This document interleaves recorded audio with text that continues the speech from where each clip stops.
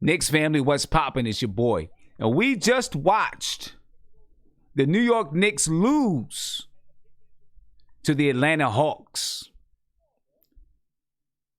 It came down the stretch, but they couldn't pull it out, ladies and gentlemen. They couldn't pull it out. So we're going to go ahead and get into some post-game analysis. Look, I'm not going to have all the fancy stuff that I usually have because I'm just getting here right from doing the game. And I'm not going to say it's fancy, but let's get into it, ladies and gentlemen. Let's go.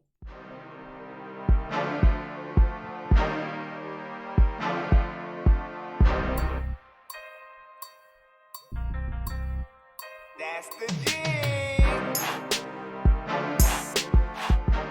And ladies and gentlemen, please remember to follow me on Sportscaster if you're following on Sportscaster. Subscribe to me on YouTube. Subscribe to the channel right now. All right? Ring that notification bell. You'll be notified anytime I go live, drop a video, or post in my community section. Like I just said, the Knicks lost to the Atlanta Hawks. Should have been a win.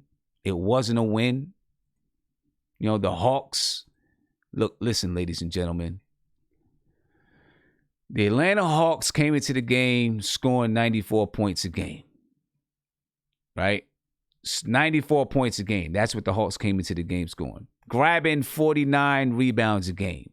You know what? The Knicks made them look pretty good tonight. I'm not going to say that they made them look like an all-star team or a super-duper team, but they made them look better than they've been looking all preseason long.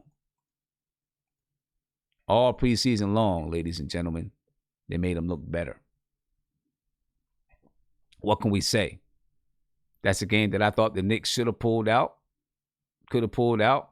We've got a lot of work to do on the defensive side, folks. A lot of work to do on the defensive side. We definitely got some work to do on the offensive side. You know, we got a lot of work to do. And here's the thing. We only got one more preseason game left. And the next preseason game is going to be a pretty hyped preseason game. You know, it's going to be a pretty hyped one. Why? Because Zion Williamson is coming into the Garden. You know what I'm saying? So, you know, we got a lot of stuff. We got a video chat here already, so we're going to pull in the video chat and we're going to talk to these guys. I want to get these guys take of the game. I want you to call in 516-405-2246. All right, because I want to hear what you're thinking about. Before we get there, though, remember, Sky Zoo is going to be on the show Monday, October the 21st at 10:30 p.m. So make sure you join me and Sky Zoo as we talk Knicks. We're going to have a good time talking Knicks. All right. So let's get on to these guys, man. I want to find out what these guys talking about. All right. We got a couple new guys just joined us in the chat. Ron Cleveland's in the chat. Aunt G's in the chat. You know what I'm saying? So let's get to it, man. Aunt G, it's been a minute since I heard from you. Coming to you, bro. What's up? Hold up, Aunt. Let me get you unmuted. All right, there you go. What's going on, Aunt? What's up, Sam? All right. So tell me how you feeling about this game, man. What's up? I like the fourth quarter. I like that they started trapping. I don't know why it took Fizz so long. I think everybody was saying it for the first 3 quarters of the game. But once they started doing that, it started working. I like what I saw from Frank defensively. Man, Dennis Smith Jr., if I know it's his first game back, so that could be a lot of what it was. He was playing really like he was scared. He was afraid to shoot, afraid to attack. And a non-aggressive Dennis Smith Jr. is like a car with no wheels. It's worthless.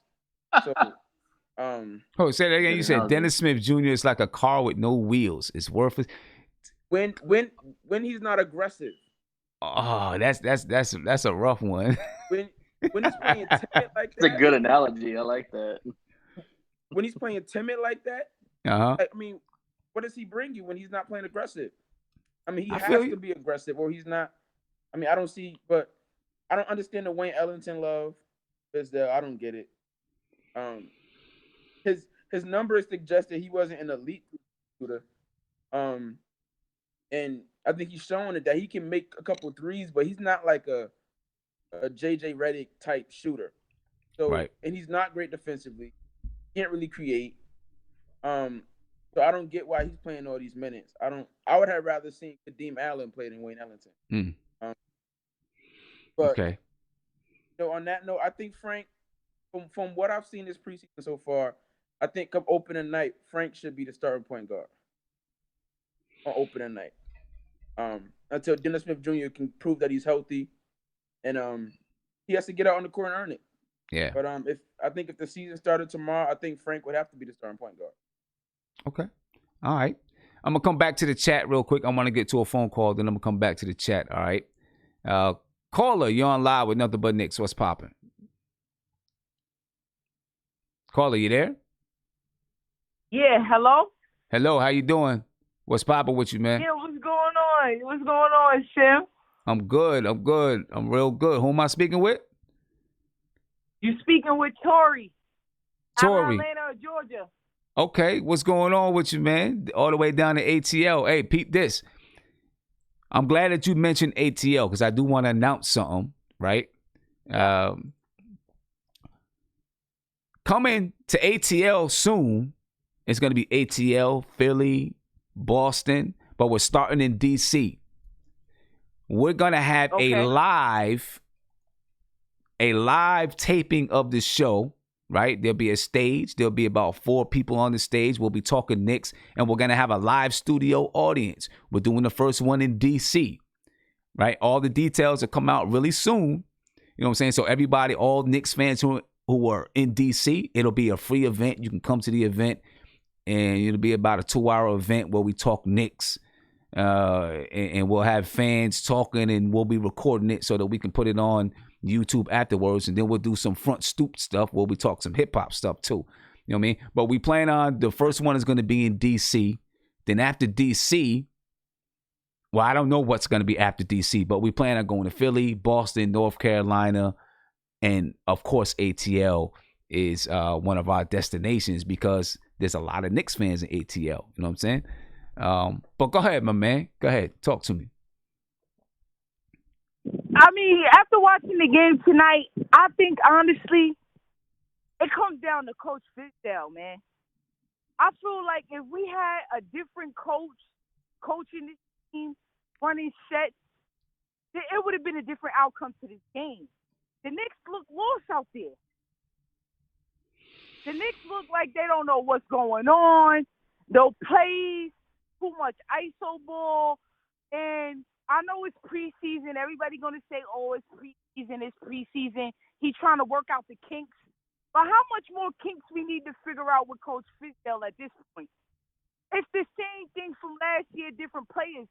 And I feel like what Scott Perry put together this season, there's no excuse for what we've seen tonight. None whatsoever. On the defensive end, but especially on the offensive end. We brought in Julius Randle to be that guy. We don't have anything going for him. We paid him $63 million for nothing. At least that's what it's like to me right now. I mean, like I said, it's game 3, new team, everything like that. But for right now, it's not looking good for Coach Fizdale. It's not. And I think it all boils down to the coach. It all boils down to the coach, Tim. Okay. I'm going to tell you what. I know, like you said, a lot of people is going to say, well, it's preseason. But, you know, in preseason is when you start to build habits, right? So you start to build habits in preseason. Exactly. Now, I will say we got 7, 8, 9 new players. So we got like 9 new players that we got to figure out what's happening. But from what we seen in that first game, the movement on the offensive side of the floor, things that they did on the defensive side of the floor, we haven't seen it the last 2 games. What happened to it? Where'd it go? You know what I mean? So listen, I am watching. That's a good question. Where'd it go? I am watching Fizdale closely to see. No, Frank is starting. Frank, you know what? I'm sorry, I gotta cut you off, bro. Hold on, I gotta cut you off. One second. Because I got many some of the guys point guards made a background. lot of dumb decisions today. When There we go. Sorry about that. One of these guys started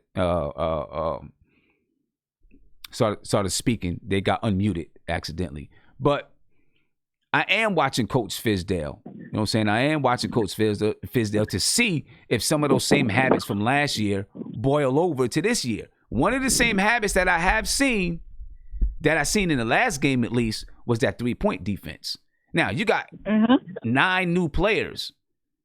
If you're having the same issues defensively and you got 9 new players, well, you know, maybe you do start looking at the coach. I'm not there yet because there's still a lot of, there's still a lot to work through, because also when you have 9 new players, you got to figure out how to work with those players. But I understand where you're coming from. Trust me, I do.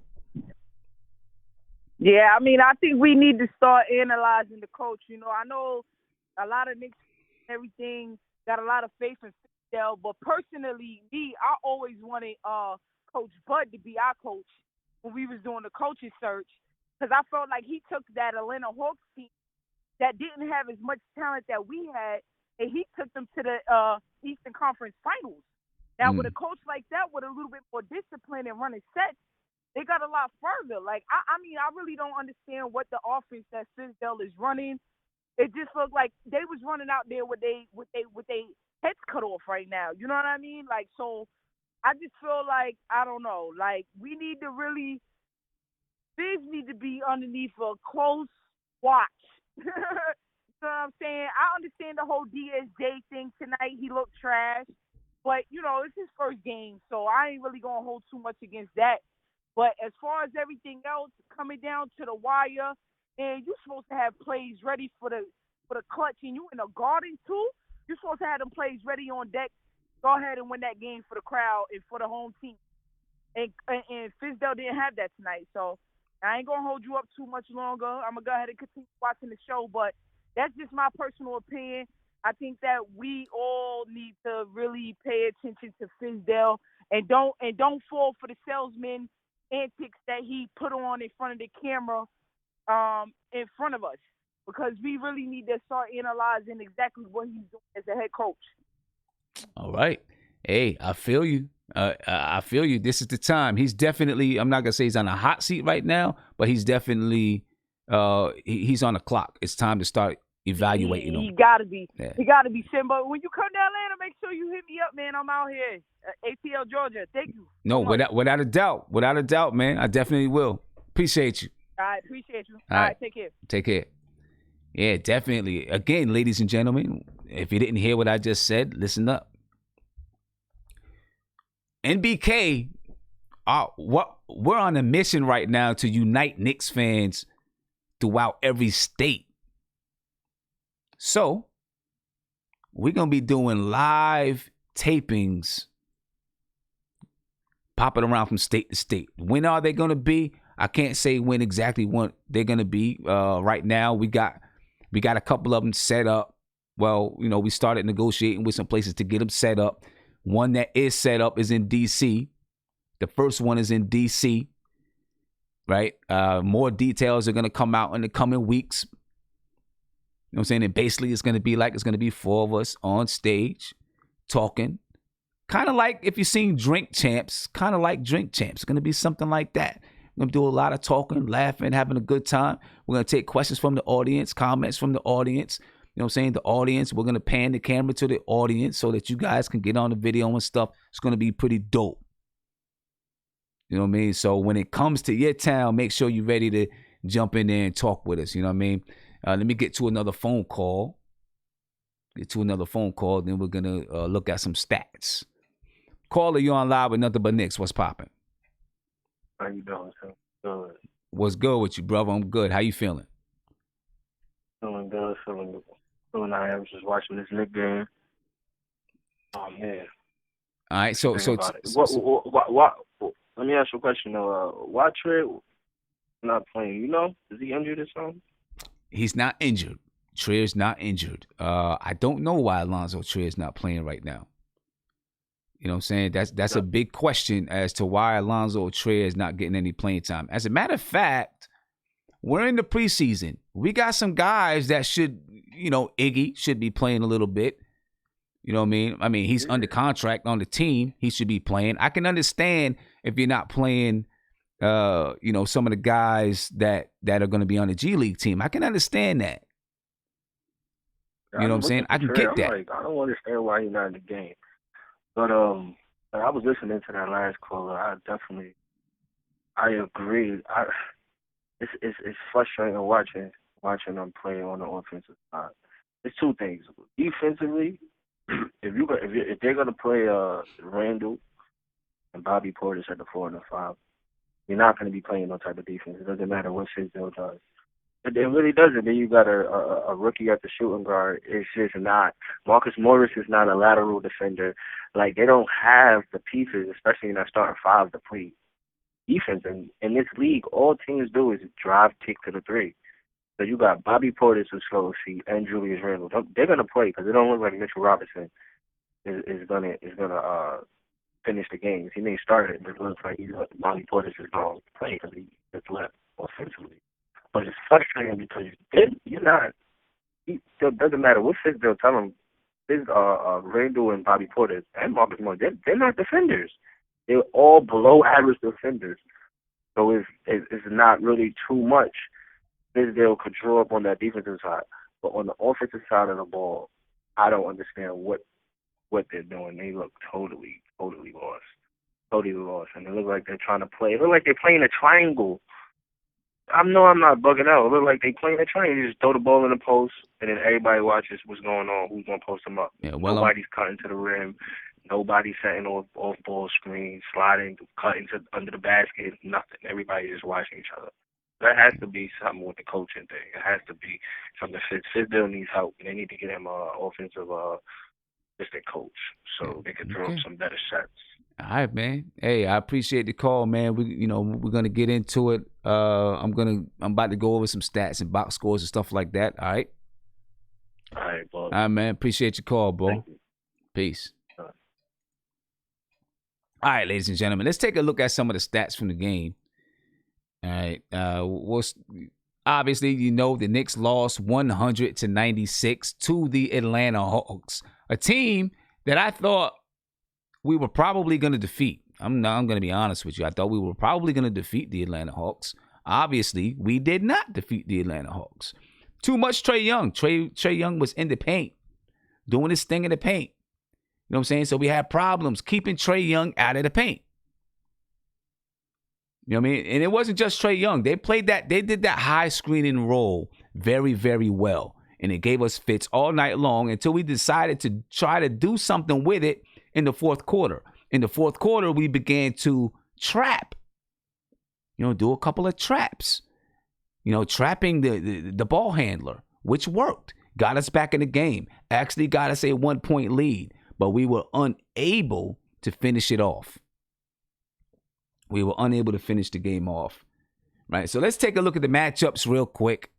All right. You see the breakdown of the scoring by quarter. The Knicks, they started off well in the first quarter. Right? Game went back and forth. The Hawks ended the first quarter 27-25. Second quarter, the Knicks gave up 34 points. The Knicks scored 29. The third quarter, while the Knicks led for a good portion of the third quarter, the Hawks still came out on top with that 3-point shot at the end by Trae Young. The Knicks started turning the ball over in that third quarter. The Knicks, they had 3 turnovers at half. By the end of the third quarter, I think they were at 8 turnovers or something like that. They turned the ball over like 5 times in the third quarter, 4 or 5 times. Fourth quarter, the Knicks tried to make a push, but they couldn't. They couldn't push the game out. They won the fourth quarter 25-20, but it wasn't enough as they lost the game 100-96. So let's take a look inside the game a little bit. Look at some of the stats. The Knicks' biggest lead was 4. The Hawks' biggest lead was 11. The Hawks only shot 36.7% from the field. They only shot 29.4% from 3. They shot 81.8% from the free throw line. Now, there was a big difference in this game. Like I said, the Hawks shot 29.4% from 3, but they also scored in transition. The Knicks were playing terrible transition defense. Right? That was one of the storylines that I had coming into the game, that the Knicks had to fix their transition defense. They played terrible transition defense. The Knicks only shot 39.5% from the field. Now, this is about average for the Knicks the entire preseason. If the Knicks are going to shoot around 39% from the field, people were, me and myself included, we're talking about 35 wins, 40 wins. That's not going to happen, shooting 39.5%. We got to find a way to change that. Shooting is a problem for this team right now. We shot 23.3% from three. 75.8% from the line. We went to the stripe 33 times. Got some guys that can get to the stripe. The Knicks were out-rebounded 58-44. Now, this is a team that we thought would be a very good rebounding team. The Atlanta Hawks aren't really a good rebounding team, at least coming into this game. They were averaging 49 rebounds a game. The Knicks were averaging 55. Well, they out-rebounded the Knicks tonight. The Hawks probably focused on it. It's probably something that they brought up before the game or, in practice that, hey, we got to rebound the basketball, because they haven't been. The Knicks had 22 assists. The Hawks had 23 assists. The Knicks had 6 steals. The Hawks 9 steals. The Knicks did have 10 blocks. The Hawks had 4 blocks, and the Knicks only had 14 turnovers on the night. And that's a change from their previous game versus the Washington Wizards, where they had 20-something turnovers. But it wasn't enough. The Knicks still lost the game to the Atlanta Hawks. They couldn't keep the Hawks out the paint. Let's take a look at the box scores. And after we look at the box scores, we'll go ahead and take a couple of phone calls. All right. Looking at the box scores, of course, Trae Young, he really did light into the New York Knicks. Trae Young had 23 points. He only shot 36.8% from the field and 25% from three. But he stayed inside that paint. He had 5 rebounds. He also had 9 assists. Cam Reddish, he played 20 minutes. He had 9 points, 3 rebounds. Alex Len played 23 minutes. He had no points, 0 for 7 from the field, 9 rebounds, 4 assists. DeAndre Hunter, he impressed me. He really did impress me tonight. He had 15 points. He shot 62% from the field. And a lot of those shots were mid-range shots too. He was 2 for 4 from the three-point line, 3 for 4 from the free throw line. He had 2 rebounds. He had 2 assists. John Collins had 12 points. He had 14 rebounds and 2 assists. Going down the rest of the list to Jabari Parker, he had 12 points and 9 rebounds. DeAndre Bembry, he had 6 points, 9 rebounds, 4 assists. Evan Turner played 10 minutes, had 4 points. Bruno Fernando had 2 points. And Vince Carter, Father Time, Vince Carter, he was lighting the Knicks up in the first half. He had 14 points in the first half. Vince Carter had 17 points. He was 6 for 11 from the field, 5 for 10 from 3. He had 4 rebounds. And he had a big shot down the stretch of the game as well. A big 3. Vince Carter, ladies and gentlemen, making a successful return to the Garden in preseason. Let's take a look at the Knicks box scores. You see Marcus Morris continues to play well. He had 14 points, 5 for 11 from the field. Not shooting at the clip that he's been shooting, but still well. 33% from 3, so he's coming back down to earth there as well. He had 8 rebounds, 2 assists. Julius Randle had the highest game of the highest point total of his short New York Knicks career, preseason career. He had 20 points, 6 for 12 from the field. He was 7 for 9 from the free throw line, 8 rebounds, 2 assists. Bobby Portis had 16 points. He started tonight in lieu of Mitchell Robinson. He was 6 for 12 from the field, had 7 rebounds. R.J. Barrett played 39 minutes once again. R.J. Barrett's averaging 38 minutes a night. He had 12 points, 7 rebounds, 6 assists. And I'm going to tell you what, ladies and gentlemen, when R.J. Barrett starts to consistently shoot well from the field, he's going to be a beast. He's going to be a monster. This guy has an all-around game. He can do it all on the floor. He can do it all. I'm telling you, when he starts to really knock down his shot and he becomes an efficient scorer, it's going to be dangerous.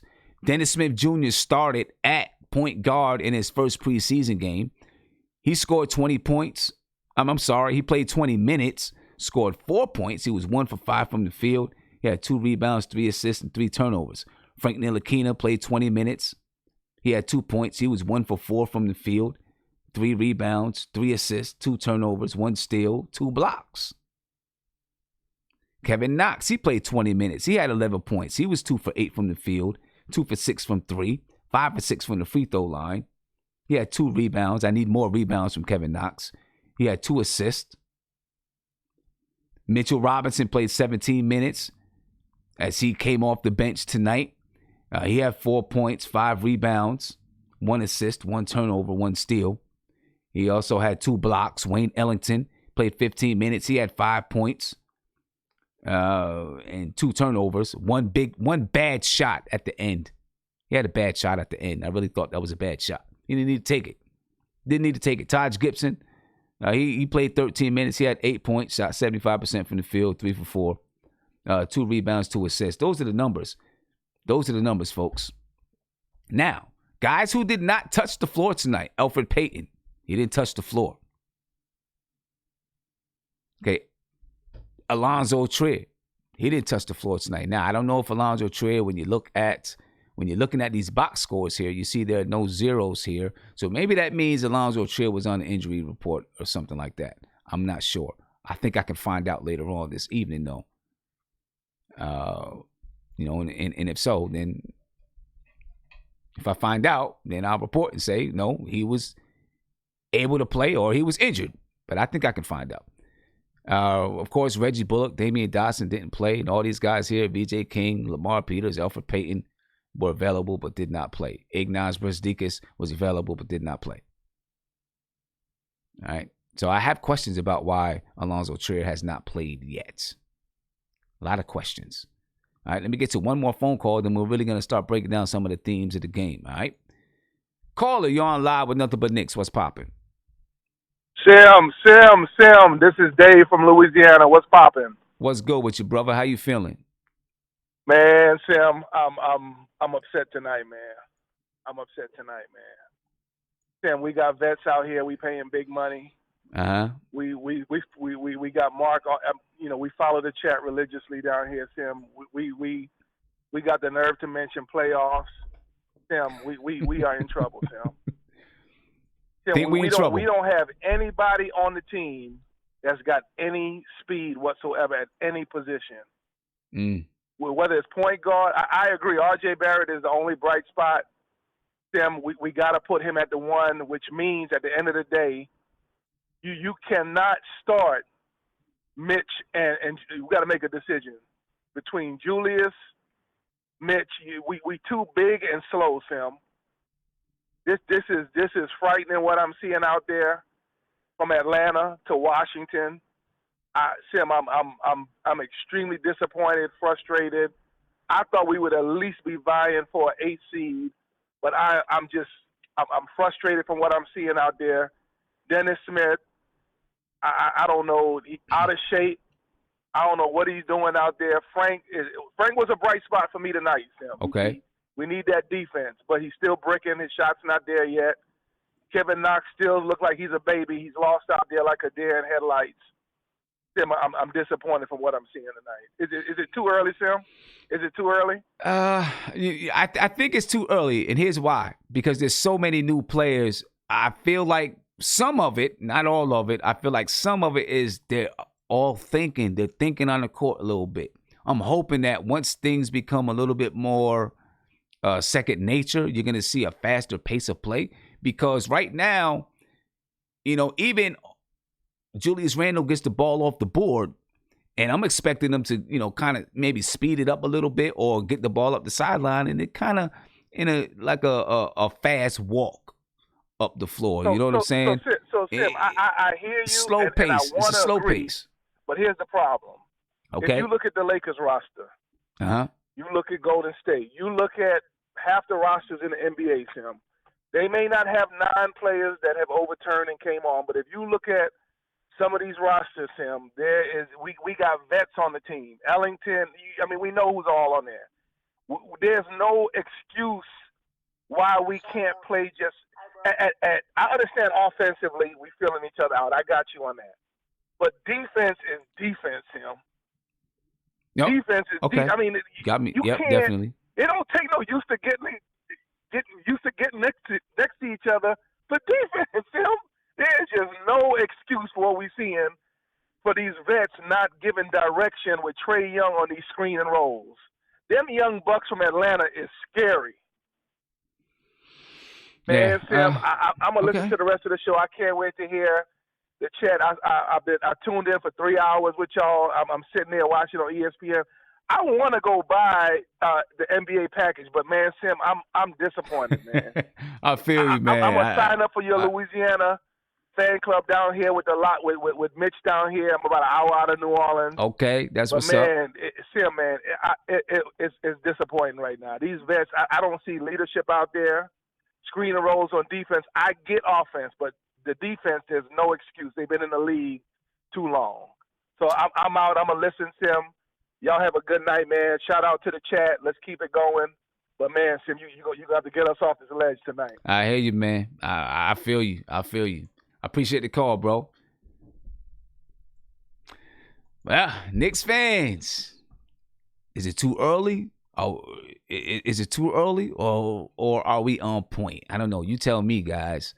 You know what I'm saying? I think one of the things that people are worried about right now or concerned about is that you're seeing some of the same issues from last season.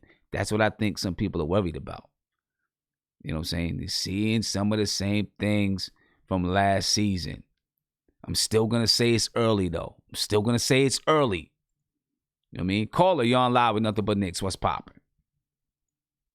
Yo, what is going on, Sim? Well, hey, City for real. What's up, brother? What's going on, man? Yo, what happened to you? What happened to Alfred, man? Where was he? Hey, the man he ain't getting no burn tonight, but like, you know what I mean? That's regular stuff. I mean, it's all good. I ain't worried about that. Like, you know what I'm saying? Like, hey, before we even, let me just say this, man. My guy had one bad game, man. Like, you know what I'm saying? He had an over. He put up a donut, but at the end of the day, we've seen many players put up donuts. So, like, you know what I mean? I don't even get into that. I just want to say this, bro. The game tonight. Free throws. Uh-huh. You know what I'm saying?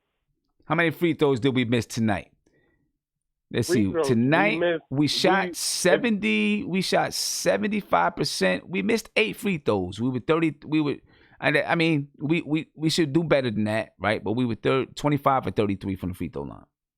We missed them when it counted, though. We missed them when it counted. That's the most important thing. See, that's what I was gonna say. I was gonna say, like, even if let's just say if we shot 82% from the field, I can't even say we from the free throw line, not the field, but if we shot 82% or something like that, like, you know what I mean? Can't say that we would have won the game, but we would have been in a better position to win the game. Like, you know what I mean? Yeah, I feel you, man. I feel you. I want to get into a couple themes from the game and start talking about some of these things. So the first thing I want to ask you, City, is why are we not seeing Alonzo Trier? Let's talk about that. And then we're going to get into this point guard thing. But why are we not seeing Alonzo Trier?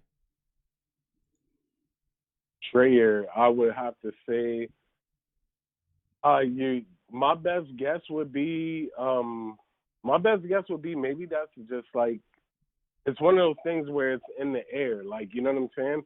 I would hope. I'm hoping so. I'm hoping that it's one of those things where we know what we're gonna get from ISO, so we're just putting them on the shelf and being calm and cool about it. But then again, I don't know. I can't even say. Maybe it might be the veteran presence of Ellington and Bullock or whatever. Like, you know, I can't really put my finger on it, like, you know, because he didn't show up tonight. Fizz didn't put him in the game, and compared to last game, you would think because this is why I hate what like the Knicks do, is because keep what you kill, all of that other stuff, right? He was eating when he was out there on the court. Am I right? He was eating. Right. So, therefore, we should expect to see him. in the game. And then tonight, we didn't see him in the game. For what? I don't think he had anything where he was hurt or whatever, unless I could be wrong. He could have been hurt or could have had something going on. I don't know. But, like, you would think from Fizz's mentality, like, you know, you keep what you kill, then guess what? He should have been in the game tonight. Yeah, well, you know, we got one more preseason game on Friday versus the Pelicans, and, you know, that's going to be a pretty hyped up game because of who's going to be there, you know what I'm saying? So, you know, we're going to see what's up, man. I'm excited about that, but yeah, man, I know you got to get to other callers and stuff like that, but I'm going to jump back in the chat and all of that type of stuff like that and get those bucket hats up on there soon, man. I'm working on it, bro. I'm working on it, thing, man. I'm working on it, man. I I'm promise trying to tell you. I'm going to be the first one to cop one unless somebody else beats me out to it. I promise you, I am working on it, man. I'm working on it. Hey, I appreciate it, City. Jump back into the chat, man. Yeah, for sure. All right. Yeah, ladies and gentlemen, let's get over here to the chat. I want to talk to the chat. I want to find out from these guys, man, what's going on with Alonzo Trier, and will we see him? Will we see more of Alonzo Trier in the next game? And then we're going to start breaking down some of this defense stuff, you know. Nate, what do you think, man? We're going to see more Trier in the next game or no? You know, Sim, I'm gonna say no. I think right now, like I said, I think that Fizdale is more comfortable with Wayne Ellington, and you know, we kind of talked about this when the stream was going on, but I see a more veteran lineup for this Knicks team. I don't see Fizdale throwing all the young guys out to the wolves. I think he's going to bring them on very slowly, and you know, in the past, Trier probably would play a lot more, but now we got Wayne Ellington, you got Dotson's coming back. So, you know, one thing Fizdale has done, which I do applaud him on, is he did say, "Hey, I'm not gonna play favorites. You know, I'm gonna play people who work hard or practice hard or whatever he said." And I think he's kind of sticking to that. You know, I think right now what you see on the floor is what he's going to go with going forward. I truly believe. I mean, it would make sense because you're entering the regular season in the next week or so, and this is the time where you start getting your rotations kind of figured out. You know, you kind of know who you're going to start. I think that this might be a sign of things to come. I really do. I could be wrong, but I don't think Fizdale's going to go in this season with all these mixed lineups again, like he did last year. I think everybody knows that was a mistake. He did say, though, he said that he would, you know, he's going to be working on his lineups as the season begins. You know, there's not going to be, he doesn't have anything set in stone. He's still going to be experimenting and all that stuff. So we're going to find out, man. We're going to find out. Ladies and gentlemen, do me a favor. Subscribe to the channel. Ring that notification bell. You'll be notified anytime I go live, drop a video, or post in my community section. All right? So make sure you subscribe to that channel right now. Hit me with a thumbs up. Hit me with a thumbs up. The more thumbs up, the faster this thing can go up. We can get some more people in the chat. Share it right now. There's a share button. Hit that share. Send it to your Facebook page or your Twitter page or Reddit. Share it out there, ladies and gentlemen. All right. Appreciate you. I appreciate you. Let me get to another phone call. Then I'm going to get back to the chat because I want to find out if we're not going to use Trier, what should we do? Get to this phone call. Caller, you on live with nothing but Knicks. What's popping? Hello? Hello. What's going on with you, brother? How you feeling? What's good, my boy? I'm chilling, man. How are you? Good, dog, but I'm tight about that loss, man. Like, I don't know what's going on. Wayne Ellington is a bum. Like, I feel like Dotson should have been out there. Dotson is a real dog. They should have let him get some fun. You know what I'm saying? Like, and Fizdale, his offense is fast. Like, he's standing around on the court doing nothing. Nobody's setting no picks. to get open and nothing. Like, I don't know what's going on. Yeah, I don't know either, man. I mean, listen, that first game I was excited because I seen a lot of stuff. Second game, obviously, it went the way it went. And now this game, we didn't lose the way we did, but it doesn't look as good. Now, the thing with Damian Dotson, although he went through a full practice, he did have shoulder surgery over the summer, so he's still recovering from that shoulder surgery. Yeah, that's true. That's true. And I feel like Trev been doing his thing. You know what I'm saying? Trev, RJ, and like even Bobby Portis and the Morris twin, they doing their thing. I feel like whoever doing their thing, they should be the ones getting the burn, because they the ones that's gonna be helping us. Wayne Ellington, all them shots he took, that could have been somebody else off the bench doing that. Like, come on, man. And I feel like the team play like they too cool. Like you got some tough players like Morris and them, but everybody else is like they trying to feel like roll when that's not really them. Like, nobody playing their game. You got Kevin Knox playing soft. Like, he tried to boom it on somebody. I give him that. He tried to boom it. But other than that, I'm not seeing nothing. Like, I'm not seeing no type of improvement. Kevin Knox supposed to be out there dropping 30. Like, I don't know what's going on with the squad, man. We're going to see what's up, man. Hey, let's just hope that the only thing I'm coming to right now is that they're thinking a little bit too much, maybe. You know what I'm saying? Maybe they're thinking too much and it's not natural. Let's see if maybe, as the season goes on, if things become a little easier, a little more second nature, they have a little bit more flow. You know what I'm saying?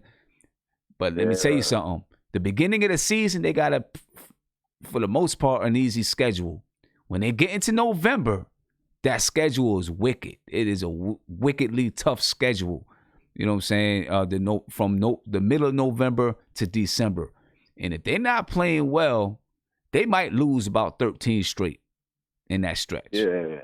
Yeah. And Randall's supposed to be the man. He can't be choking on them free throws like that. I know it's preseason and all that, but you the man. You the face of the team right now. You cannot be choking on no free throws when it's a 1-point game, bro.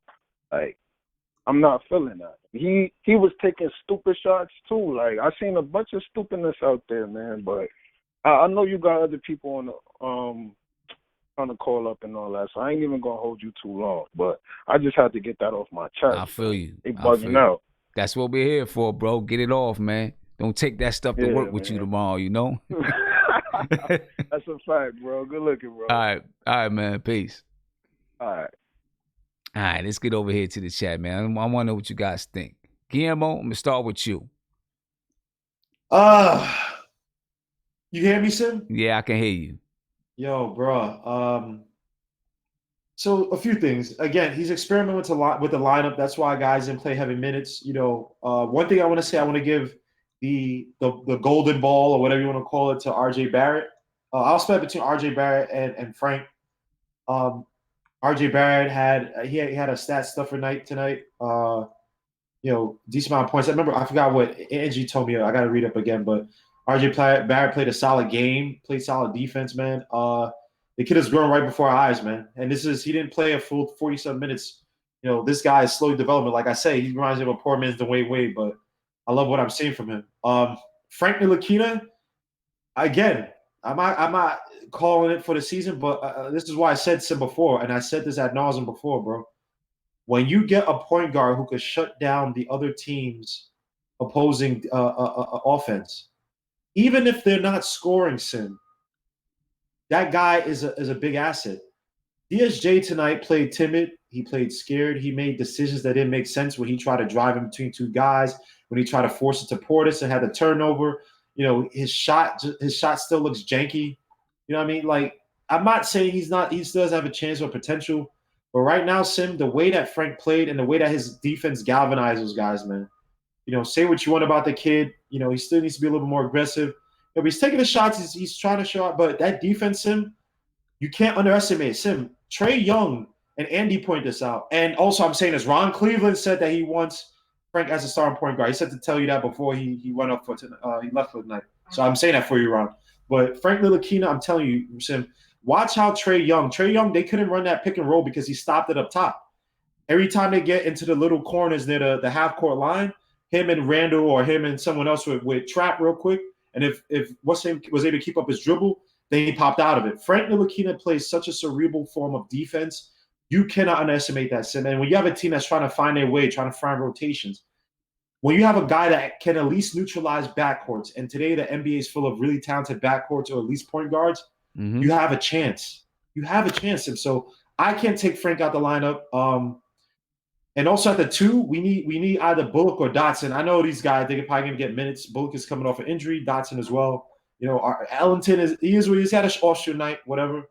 But we're going to need some shooters, man, at that 2 guard position, or at least come off the bench. So Trier's going to get playing time. I think he's going to play in the 4th game, unless he's in a doghouse for some reason. But, you know, it is what it is. But again, tonight I got to give it to Frank. And this defense, it has to wake up early on. You can't do this late in the game, man. You got to pick up the intensity early on. You can't let Vince Carter, who I still respect, give you 17. This is the same Vince Carter who didn't want to play in a playoff game, important playoff game, and went to a graduation that he could have gotten to pull many times. So, you know, right now he's a low-pressure guy. He's not a guy who's going to play well in pressure. He's playing right now because it's fun. He's old. It's an enigma. It's an anomaly. It's beautiful, but he knows these guys ain't winning. So he's going to sit there and you know, chuck a bunch of shots. But for him, we got to shut stuff like that down, man. There's not the Garden cannot be a place where guys have fun and show out. It got to be a place where, oh, these Knicks are serious. Yeah. I'm gonna be laid out on my back if I keep taking these cute little shots or these little cute plays like Trae Young and you know what I mean?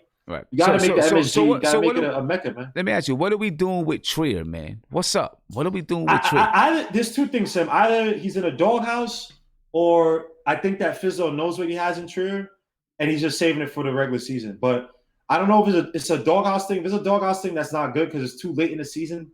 It's too late in the preseason to be in someone's doghouse and not get crucial minutes in the preseason to kind of warm up and to kind of see where you are in the lineup. Or Fizdale knows what he has in Trier, and Trier is going to get heavy minutes in the regular season. Yeah, but I don't know. But see, I feel like this. You know, maybe he does know what he has in Trier, but you don't, because he's got to play with new players. Right? So I agree. You don't know what a player can do until they get with some other player. The way that I play with you is going to be totally different than the way I play with Mark. You know what I'm saying? Or the way I play with Ant. It's going to be different. You know what I mean? So it's like you gotta get him out there with these guys to see how he fits. Do you think he's in a doghouse? I don't know. He did maybe he is. I don't know. It's hard to say. If he's in a doghouse for somebody said or did, man, that also speaks to maybe his character, bro. Like, because we heard about last year about the arguments and stuff. So hopefully it's not the case, but. You know, this is another guy. If you saw in the off season, he was, you know, on Instagram talking about, you know, playing hard, all that stuff. I just hope it's not a front, man, because he's too valuable. That was the second game when he came in, Sim. Yeah. He was instant offense, and this team is gonna need that late in the game. And look at what happened in this game. Right. We didn't outside of the post up game that we had when they were passing to Portis and Randall. We really didn't have an answer offensively to kind of, you know, effectively go back and forth with Trae Young and. Right, and it was easy for him, right? It was easy for him, wasn't it? It was easy for him. Let me get to a phone call. Caller, you're on live with Nothing But Knicks. What's poppin'? Hey, what's good, Sam? What's going on, man? How you feeling? Man, nothing much, man. I'm a little bit disappointed in tonight's game. Yeah, me too. How do I put it, right?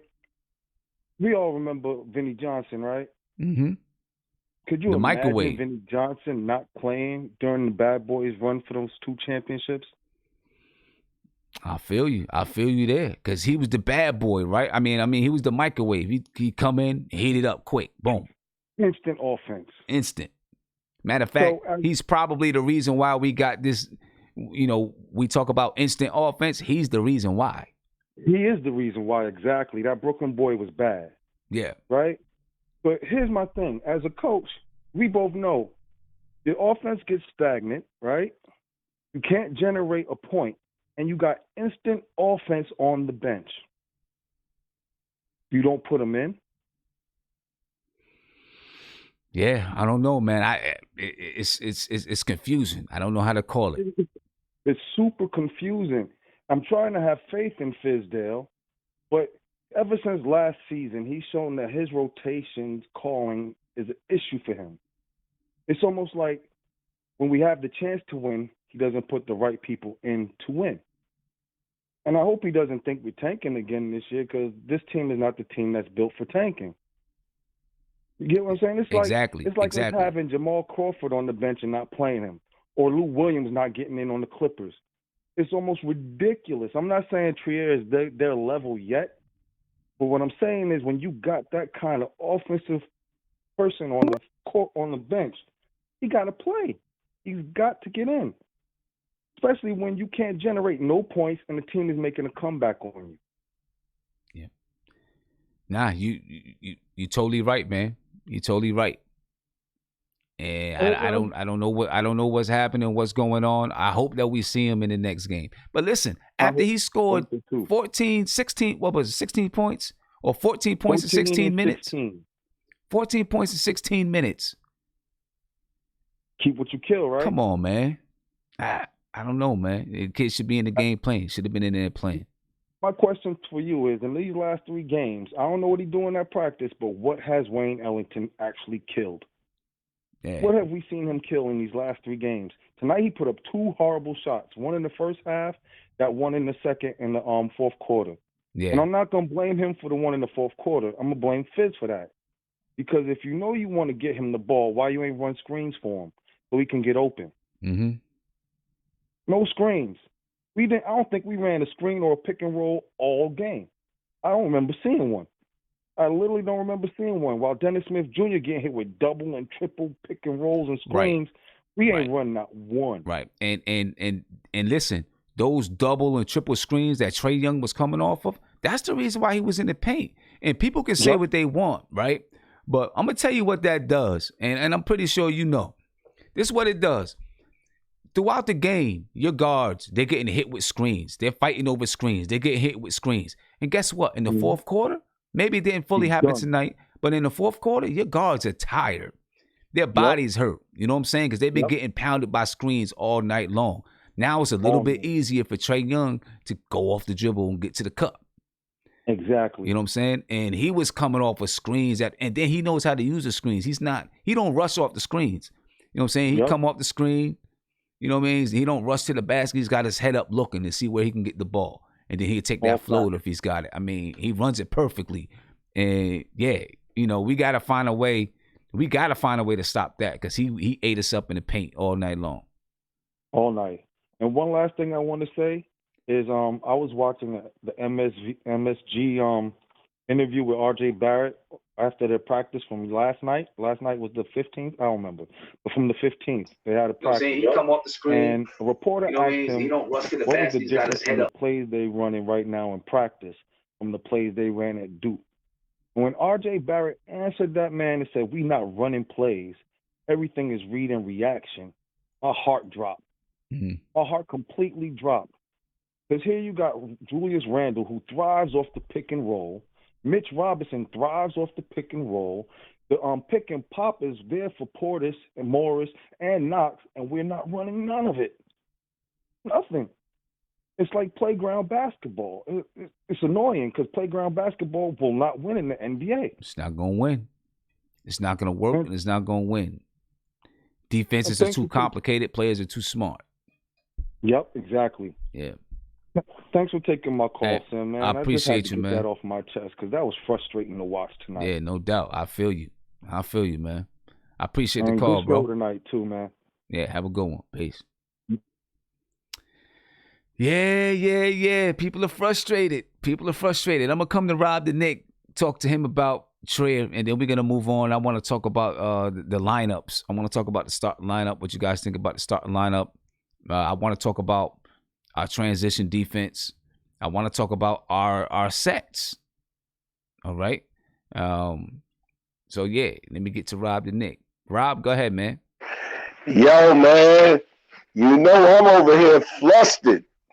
I know you I are. ain't gonna play Trent like that. Look, some got to be going on. He got to answer some questions.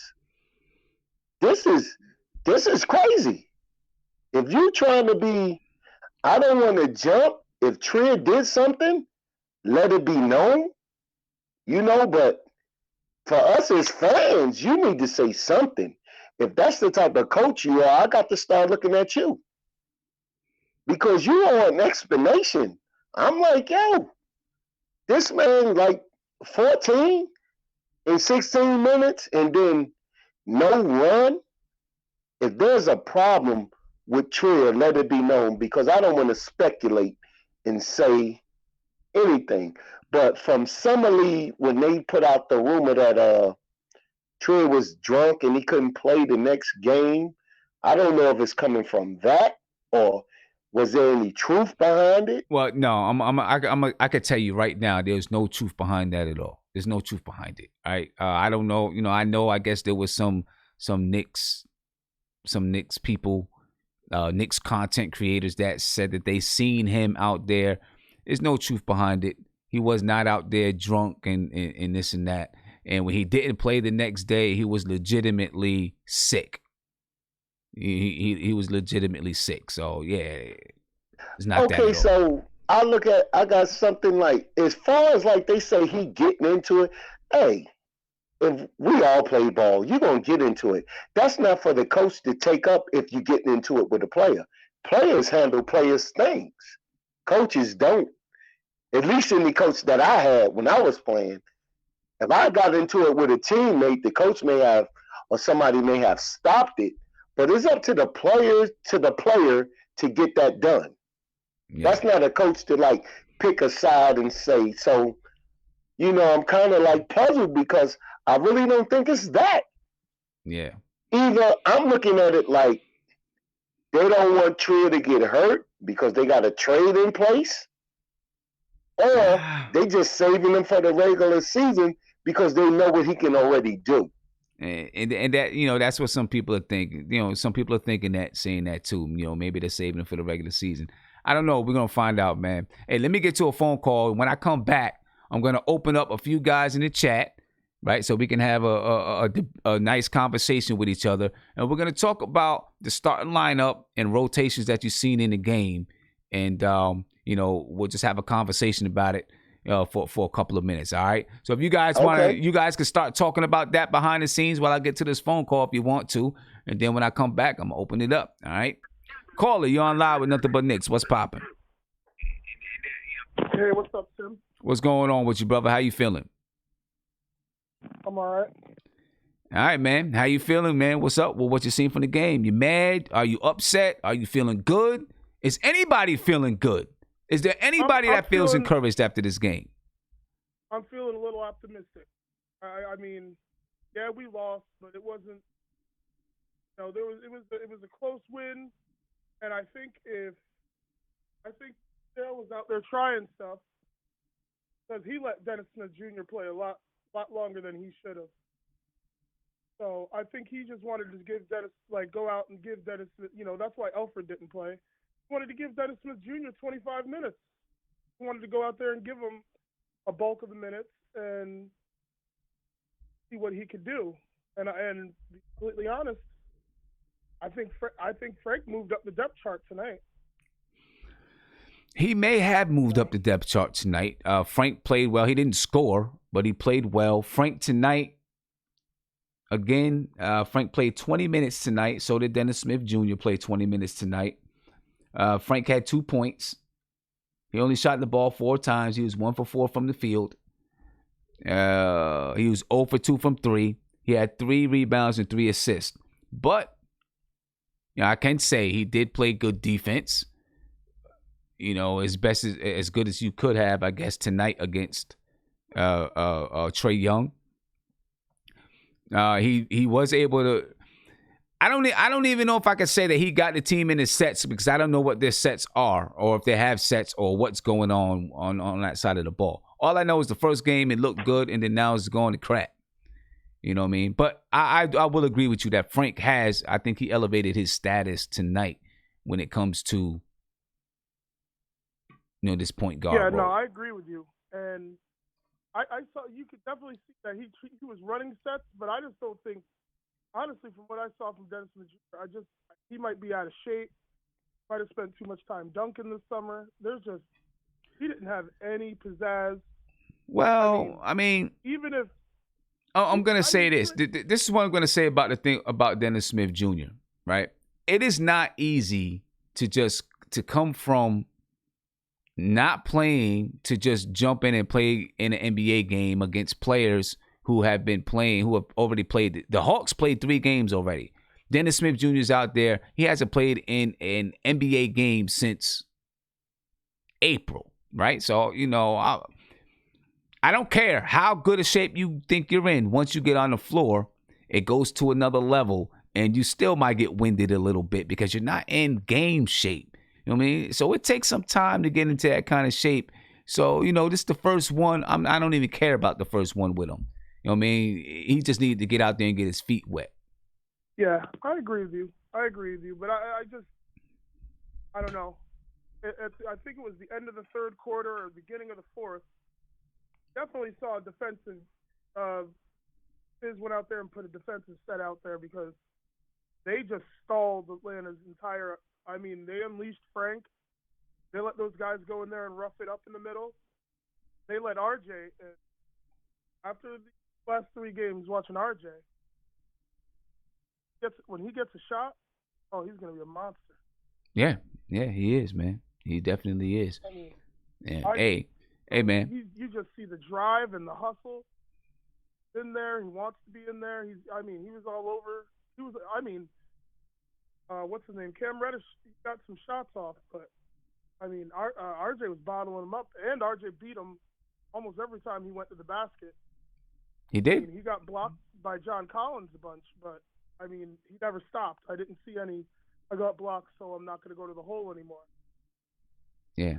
Okay. All right. Hey, man, I appreciate the call. All right. I'm going to get to the video chat because I want to get into this conversation about the lineups. All right. All right. Appreciate it. All right, chat. I'm coming to you guys, man. We got 5 people in here. Let's make sure that everybody, gives each other a chance to speak. And let's try not to talk over each other because there's a bunch of us in here. So, we don't want it to get crazy.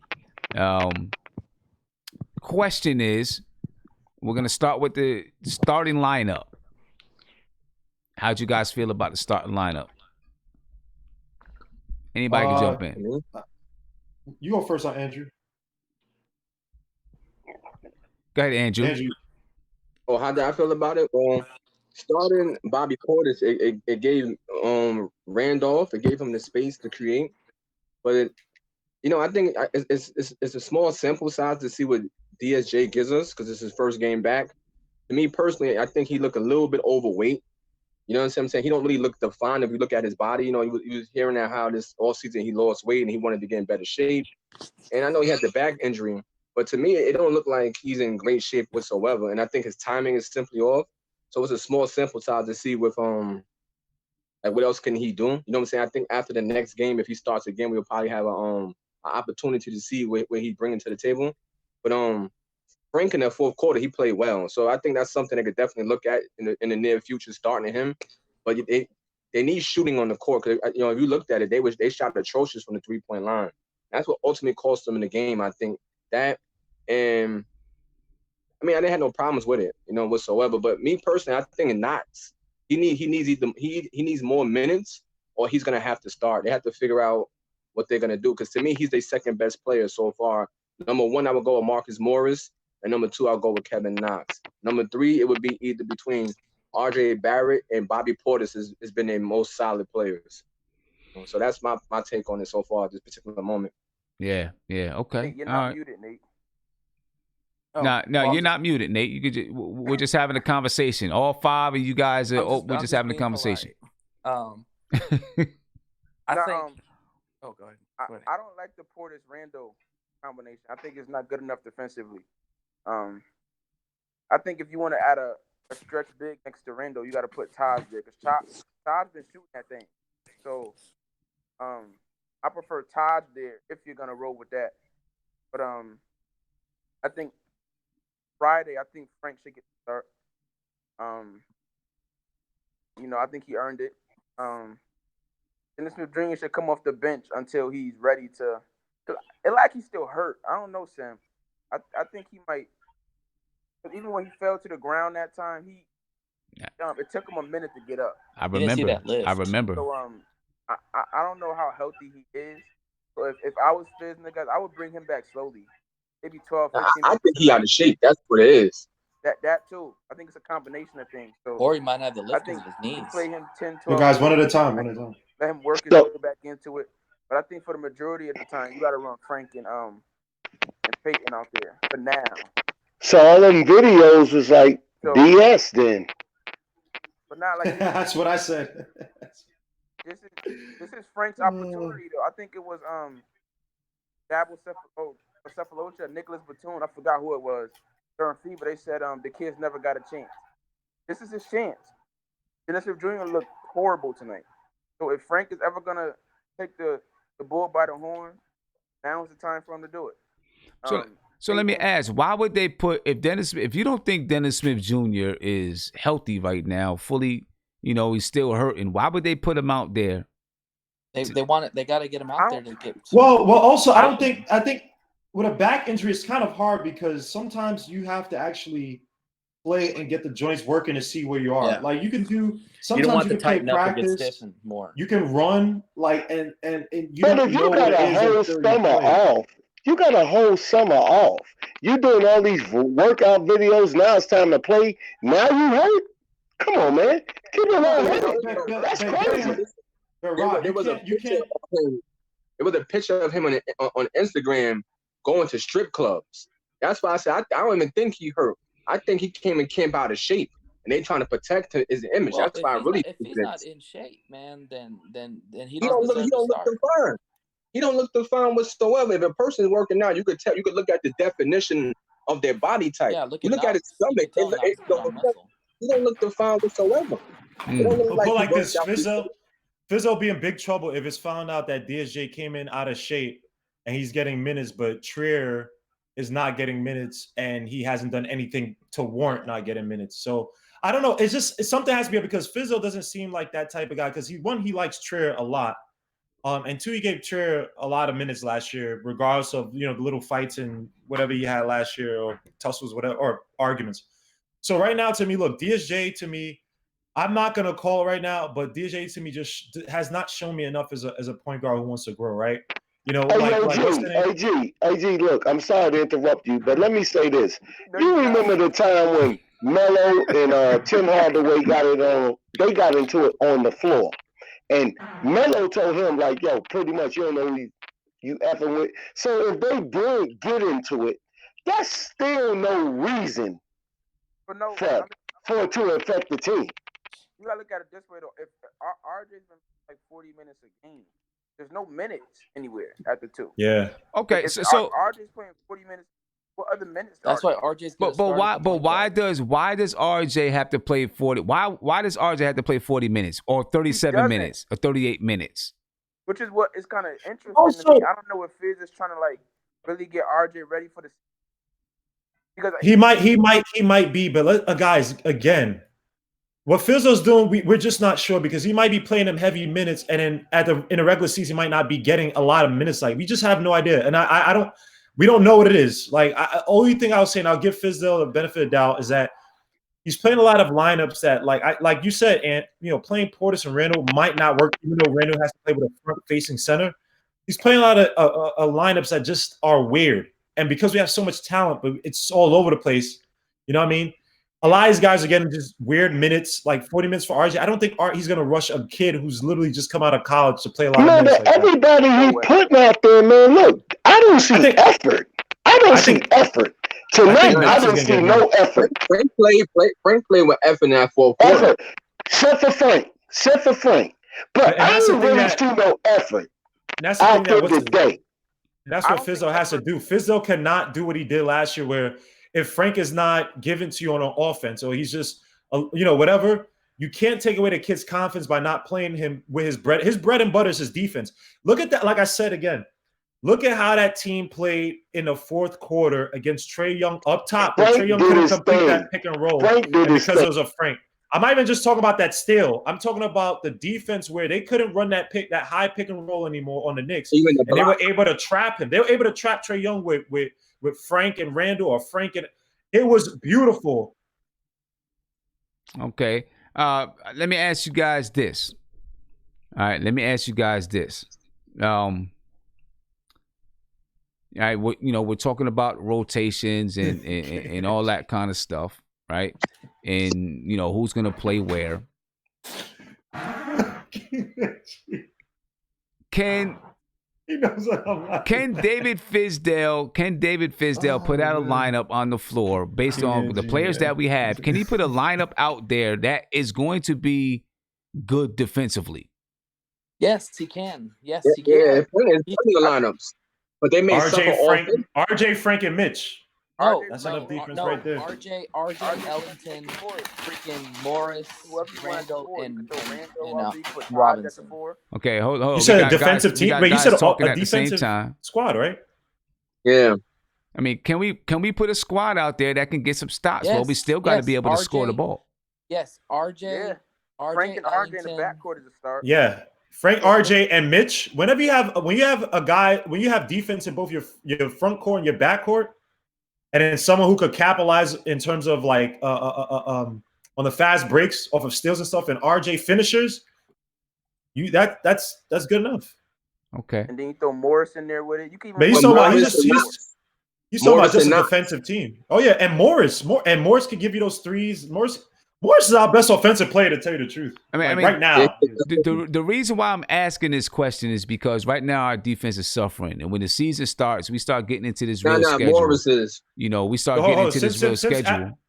Hold up, guys. Yeah, when we start getting into this real schedule, we're gonna have to really play some defense. Right now it's preseason. It is what it is, but we're really gonna have to play some defense, and because our defense is not looking good. I'm gonna get to a phone call. And we'll get back to it. All right, caller, you're on live with Nothing But Knicks. What's popping? Good night. What's going on, my man? How you feeling? I'm doing good. Got home to watch. I didn't get to watch the whole game. I was at track practice with my son, but I was keeping up to date with it on the live stat track or whatever you call it. Uh-huh. But when I started watching the game in the fourth quarter, I saw a lot of positives. I really like what I'm seeing from Frank, and if his ceiling is Tony Allen, he is going to be in the league for 13, 14 years. And so I'm seeing right now, we pay the guy his team option. You're not going to get that is world-class defense that I feel he has. And you're getting it at a bargain at the 6.6 or 6.7 million, whatever the team option is. Now, when it comes to DSJ, I feel that it's an embarrassment if we don't pick up his team option. Even if he underperforms, we are going to be the laughing stock of the league for trading Kristaps Porzingis for this guy, and he doesn't perform. I know it's one game. Some of the guys are saying it's possible he's out of shape, possibly he's injured.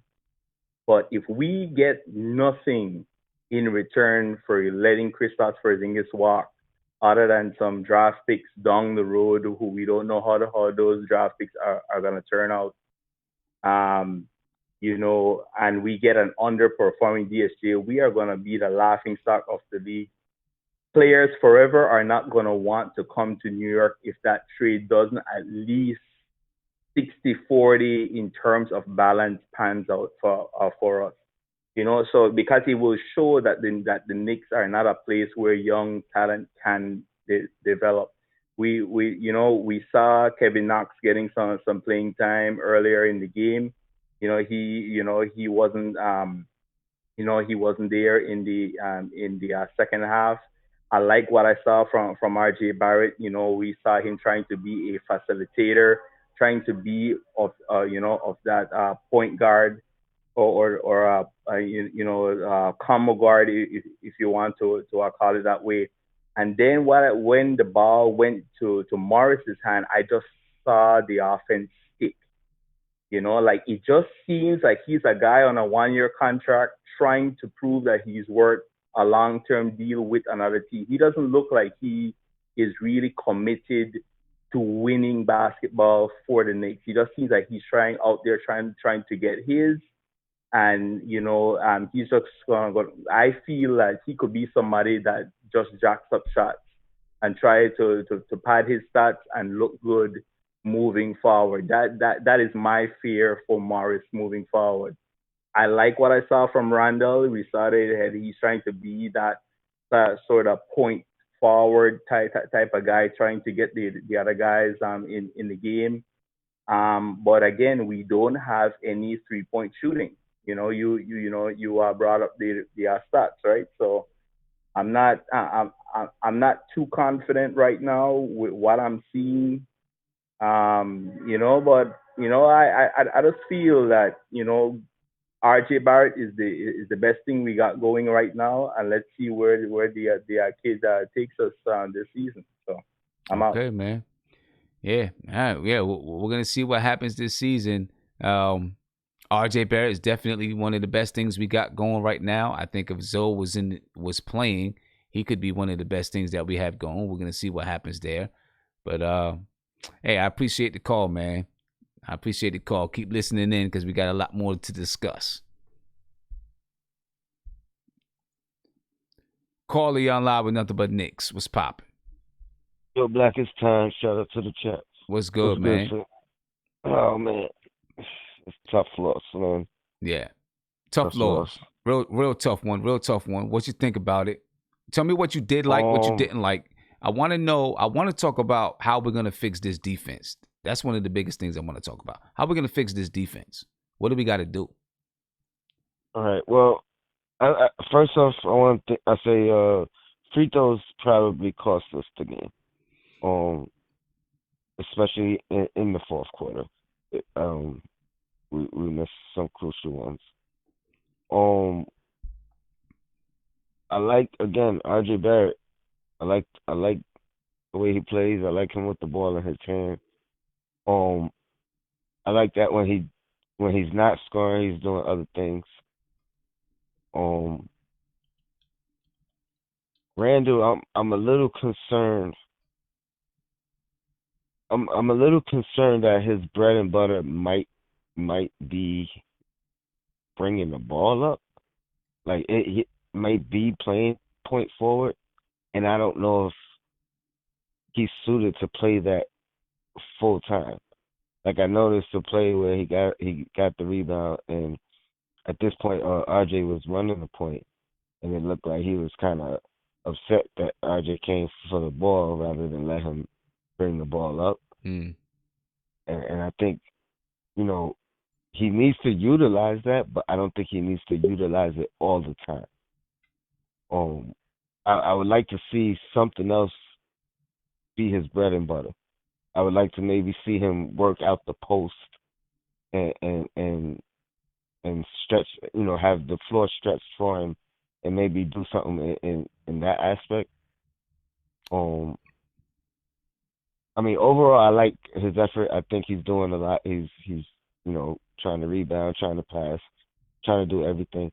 But I think maybe he should let the game come to him and utilize all his skills rather than trying to just utilize all his skills. Right. And some of it, I wonder whether or not this is, David Fizdale's scheme, his scheme right now. To use Julius Randle at that point forward spot. You know what I'm saying? I feel like right now that's his plan. He wants him to work it. He wants him to try to get used to being in that point forward spot. But it does concern me because if it's not natural for him, just because you can do something doesn't mean it's natural, right? If it's not natural for him and they're forcing it, it's not going to be good. Exactly. Don't let it come natural, and then he can do what he does, because that is a huge part of his game. And he utilized it last year for sure, but it wasn't his primary job. You know what I mean? As far as the defense. I mean, right now I'm actually leaning towards Frank starting, or even RJ starting at the point guard. The problem with starting RJ at the point guard is now the depth chart. You're pushing a lot of other people's time and things back. We got Right. 3 other point guards that will Right. be behind them. Right. Right. So that's tough to do that, but I think he's probably played the best minutes at point guard so far. Yeah. And then secondly, I would probably go with Frank. I like his defense. He's shown with FIBA and even a little bit this year, he's more content with taking the open shot. So, and for the most part, that's all I ask from him. You know, be a threat. And I think he's learning that. So I think, you know, maybe starting Frank and seeing what he does with some more time. I think this is a good opportunity now to let him show something and possibly fail rather than holding him back. Right. And shortly, I'm sorry, Tony, just 1 minute. Shortly, ladies and gentlemen, as soon as the videos are available, we're going to listen to David Fizdale, listen to some of the guys with their post-game pressers. All right, so we'll take a listen to some of those guys shortly, as soon as they're available. All right, go ahead, Tony, my bad. Let's start with Trier. Again, I know that's been the big question, like what's going on? Right. And I think Guillermo said something that I think I said last time, and this is wishful thinking that maybe Fizdale knows what he has from him, because hopefully he's not in the doghouse this early in the season, and because I mean, like I was arguing before, we know what he can do. He gets buckets. He has to play. He has to play. Like, that's one thing I noticed about Trier. I'm watching the game, and he'll look like he's in a position where he's not going to score and ends up scoring. Like, and he does that consistently and constantly. Right. I can't understand why he's not. Nobody getting a role. Yeah. Again, Ellington hasn't shown enough. He's a decent defender. He's a good shooter, but at this point, he may be better suited as a situational rotation guy than just garnering these minutes. Yeah. I can't wait for Dotson to get back. A lot of people and right now trending on Twitter, Trae Young is trending and Vince Carter is trending because of what he did to the Knicks. But anyway, I just want to take a quick listen on David Fizdale and Tony. You're probably not going to be able to hear this, but I'll let you. I'll tell you. That's what I was trying to say. I'll tell you. All right. We're gonna take a quick listen to David Fizdale, and he's in his explanation on how he felt, what he thought about Frank tonight. You know, since we're talking about Frank Ntilikina, this is David Fizdale, ladies and gentlemen, and what he thought about Frank tonight. It didn't show with gaudy numbers in the stat sheet, but what did you see out of Frank tonight? Competition. I just really thought he battled. I thought he organized us. He ran the team. He stayed aggressive. He got a timely rebound down the stretch to give us another chance. And, he's had a solid training camp. Okay, so there you go. All right, and he ends it with he had a solid training camp. Right, and hopefully we'll get a chance to listen to the entire interview coming up shortly. But Frank Ntilikina, listen, we need to do something with our defense. Right, Frank Ntilikina is a defensive guy, and you heard what David Fizdale just said. You think that, maybe it's time to give Frank Ntilikina a chance to start at that point guard spot. I think I agree with you. If we start Frank Ntilikina, do you put Mitch back in and try to come back the next game with a defensive mindset? They went with an offensive mindset for for this game, right? Dennis Smith Jr. at the point guard, Bobby Portis at center. Do you try to go back to having a defensive mindset to start the game, or do you still try to mix it up until you can add more shooting in that starting lineup? Because that's what he tried to do, and that's something that I complained about. I said we need shooting in that starting lineup. Seemed like he tried to put more shooting in that starting lineup. What do you think happens? Well, the good thing is if he doesn't start Mitch, he doesn't have to start Porter either, because we got Taj, and he can stretch the floor. True. and give Randall some space as well. So, I mean, I it's tough to even say I trust Fizdale at this point. But so it comes down to this: is Mitch gonna play better starting, or like is he one of those guys that needs to start to play well, or is he gonna be able to come in off the bench and make an impact and produce? He made an impact when he came in the game today. In the beginning, in the first half, I noticed an impact immediately.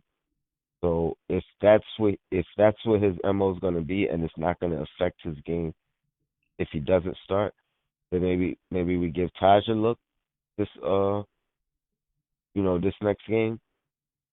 Okay. So who are you starting the next game? Who are you going to start the next game? So I'll say Frank, RJ. I might even give not Morris. I might even give Knox a shot. Because I honestly, and that's a tough one, because I feel like Knox might play better starting. That might be in his psyche. He's a better player when he starts. Morris is going to give you what he gives you, whether he's off the bench. Like, he's a vet. Right. He's going to give you the same production, whether he starts, whether he finishes, or whether he comes off the bench. Right. So maybe let Knox start to maybe get him going. The problem with that is you're substituting. You're losing some defense. But so I'll say Frank, Barrett, Knox, Randall. Man, it's not really. If you don't put Mitch in there, the defense is lacking. So I'll say Mitch. Okay. All right. It's going to be we'll see, man. We'll see. They play. Now let's look at who we're playing. We're playing the Pelicans, right? So Zion's going to be out there. I don't know who else is starting, who's been starting for the Pelicans. Let's see if we can look at who's been starting for the Pelicans lately. Because that may determine a little bit of it. All right, so they're playing the Pelicans. The Pelicans, okay. Now, here we go. If we don't get our defense together, we could definitely get our ass wiped up with the Pelicans. All right? The Pelicans are averaging, so far this preseason, they're 4-0. They're averaging 127.8 points per game. Now, their opponents are averaging 118.8 points per game. But still, they're scoring. You know what I mean? They beat San Antonio the last game, 123-114. And let's see who their starting five is. Lonzo Ball, Drew Holiday, Derek Favors, Zion Williamson, and Brandon Ingram. That's who they've been starting. All right, so we're gonna see what's up. But these guys are putting up some points. They're averaging 128 points per game in the preseason. The funny thing is, I feel like we can match up well with them.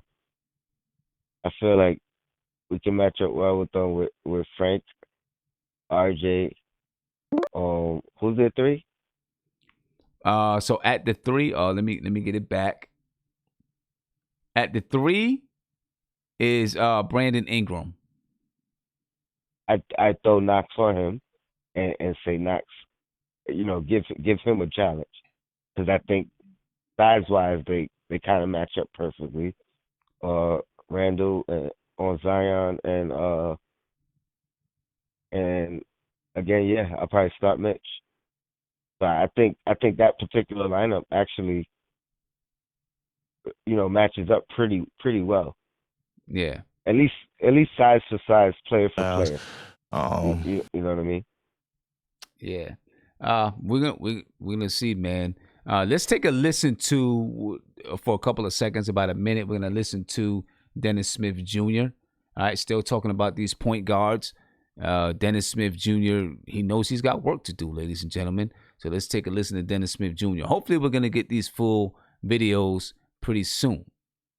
All right, but this is Dennis Smith Jr. after the game. How did it feel just to be back out there? It was tough to get a rhythm. It's tough to get a rhythm. I had 2 early fouls.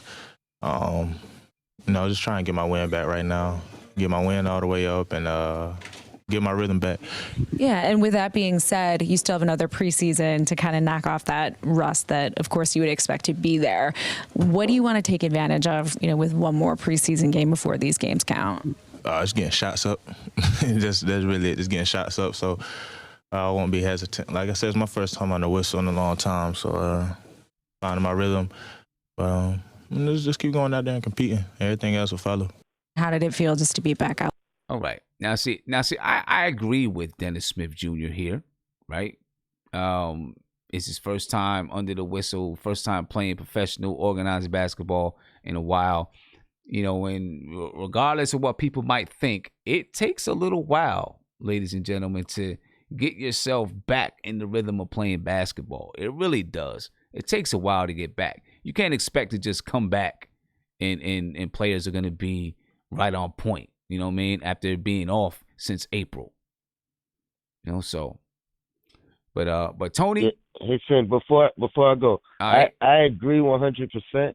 But again, like I said in the last stream, why bring him back in a starting role, coming off an injury, first game back? Yeah, that kind of makes no sense. I agree. Especially you didn't play Alfred at all, so in that sense, give Frank the nod. He's had some playing time. He had some reps. Let him start. They split. They both had 20 minutes. So I mean that is a little confusing to me. Yeah, I definitely agree with you. I don't get it. I don't understand why you come back and you start Dennis Smith Jr. right out the gate, especially when he's been dealing with a strained back, sore back, or whatever it is. I don't understand that. You know what I mean? Tony, I appreciate the call, man.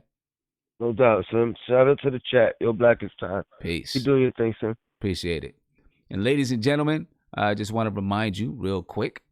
First of all, subscribe to the channel. Ring that notification bell. You'll be notified anytime I go live, drop a video, or post in my community section. If you're on Sportscaster, follow me. All right? Make sure you follow me if you're on Sportscaster. Remember, next Monday, Sky Zoo is going to join the show. And I'm pretty sure Sky Zoo is going to have some words about Frank Ntilikina, Dennis Smith Jr., Elfrid Payton, this whole point guard situation. If you remember from last year, Sky Zoo wanted Frank Ntilikina out of here. And he told me, he was like, yo, I got, I had people on Twitter like coming at me like, yo, what are you talking about? You know what I'm saying? But Sky Zoo is going to join us on Monday. If you haven't heard his new album, Retropolitan, produced entirely by Pete Rock, then you need to check that out right now. It's on Spotify. It's called Retropolitan.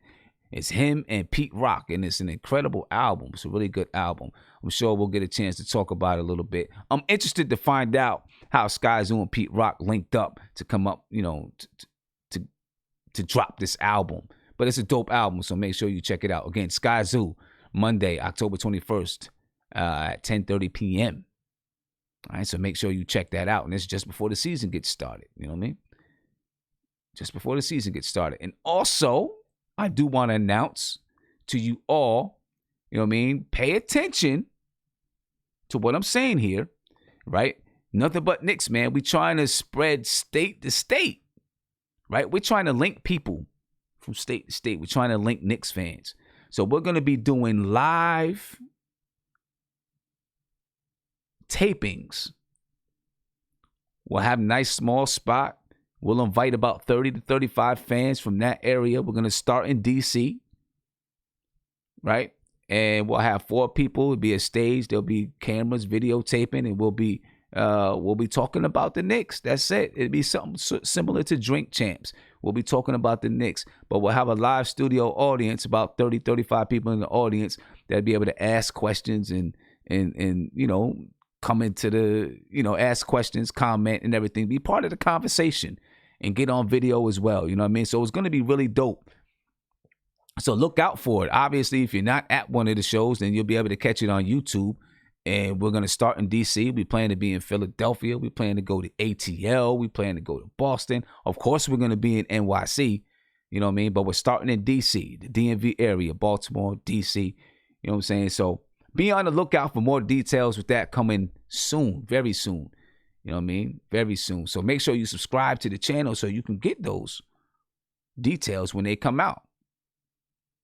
All right? You can get those details when they come out. If you got questions, man, you want to talk, give me a call right now, 516-405-2246. If you are going to the home opener game or you're a VIP member and you received the link, you can still purchase tickets to the MSG All Access Tour. You can still purchase those tickets. They're still there. But tomorrow morning, they'll be gone. So they're still available. So make sure you go ahead and check that out, ladies and gentlemen. All right, make sure you go ahead and check it out. I'm going to get back here to the video chat, and I want to ask some guys. I want to talk about, this last game a little bit.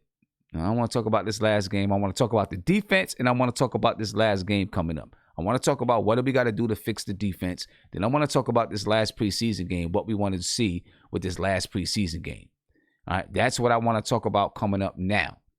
All right, I'm going to start with Andrew. Andrew TV, I'm coming to you, man. And I want to give a shout out to the entertainer. I seen the entertainer in the chat. If you know who the entertainer is, make sure you go and follow the entertainer. He streams all basketball games, football games, Knicks, Giants, Mets, Yankees, whoever it is. You know what I'm saying? The entertainer's on it. So make sure you go check out the entertainer. All right. I'm going to get to a phone call before I come to you, Andrew, but I'm coming to you. Caller, you on live with Nothing But Knicks. What's popping? Hey, what's going on, Sam? How you doing, man? It's Delano calling out of NC. Salute to everybody in the chat. What's going on? Hey, Delano, what's popping with you, brother? How you feeling? Oh, and listen. I'm all right. Hey, Delano, what I did forget to mention that we have NC, we have North Carolina on for us to come and do one of those live tapings too. We want to come to North Carolina. So I did get that the thing that you sent for the NBK ambassador. You know what I mean? So we're gonna, we're gonna have a meeting with the ambassadors very soon. You know what I mean? Probably next week, so we can start doing some planning. Okay, that's what's up. Yeah, I'm excited about that. I'm at this point right now, I'm wondering if we should just kind of throw Frank in the fire and just say, you know what, let's go ahead and start him at point. Full time, just to see where we at with him. Maybe, again, he needs that kind of a challenge, because at this point right now, I mean, none of the guys we got seem like the answer. Elfrid Payton came in, again, the expectations were, well, we got a playmaking point guard who could rebound and, is good at, getting everybody involved, but again, the game, the last game he played, it didn't look so promising. You 0 for 9, you forcing shots, trying to, again, establish himself in the offense. DSJ, he's not healthy, still coming back from a back injury. And, it takes time. So, I mean, for right now, I mean, he's not a starter. It's not a knock on him to say that he can't be, but immediately right now, it doesn't make sense to start him. I wonder if Fizz should go ahead and, for this next game, just go ahead and start Frank. Just go ahead and, look, let's put him out there and see what we can do, because I'm looking at the fact that, RJ is a playmaker and has been the playmaker, but maybe we can utilize him more the way Orlando utilized T-Mac in the early 2000s. If you remember, he wasn't always just scoring alone. He was able to get everybody else involved. The guys aren't cutting to the basket, I see, not as much as they should. everybody seems like they're trying to either A, run a set play, or trying to force up shots. And I think that's where teams like Atlanta can make runs on us and, make us look like, again, like our rebuild is just a waste of time, because you're so busy trying to establish who you are on the court that the team suffers behind it. Right. And Frank does move the ball around. He does get the ball movement flowing. So I'm wondering if they should go ahead and at least, say, hey, look, let's just go ahead and start the kid. At least for this Pelicans game. Maybe not, full-time starter, but at least throw him in as a starter for the Pelicans game. Yeah, as opposed to just running with RJ immediately. Okay. And we'll see. Here's one of my things of what I've seen, and I think they probably will start Frank the next game. I think they probably will. We'll see. I don't know, unless David Fizdale is kind of like, listen, Dennis Smith Jr. is going to be my guy. I'm rocking with him. I don't know. And now he's already said that he hasn't come to a decision on that point guard spot. You know what I mean? So you would think if he hasn't come to a decision, you let Elfrid Payton start. He started 2 games. You let Dennis Smith start a game. You should let Frank start a game if you haven't come to a decision. Now, you would think that he would have let Frank start this game, let Dennis Smith Jr. get his feet wet, and then Dennis Smith Jr. start the next game, something like that. But you just never know. Yeah, they didn't help with those fouls early, too. I mean, right. Getting in the foul trouble. So it's like you have no choice but to kind of pull them in, as opposed to, like you said, getting into a rhythm, getting themselves into a set rhythm where the offense comes to you as opposed to you forcing the issue, and then you're also trying to force the defense and all that stuff. But the referees, I don't know, the rest, for some reason, they just like, maybe they have a thing against the Knicks or something, because it seems like every time there's a questionable call, coming down the lane when it comes to us. So I don't know with them. Now, do you think this last game, do you think they're still going to go with a pretty tight rotation for preseason? Because it's been a pretty tight rotation. I think it has. You think it's going to be a pretty tight rotation, or they're going to go ahead and throw some other guys out there?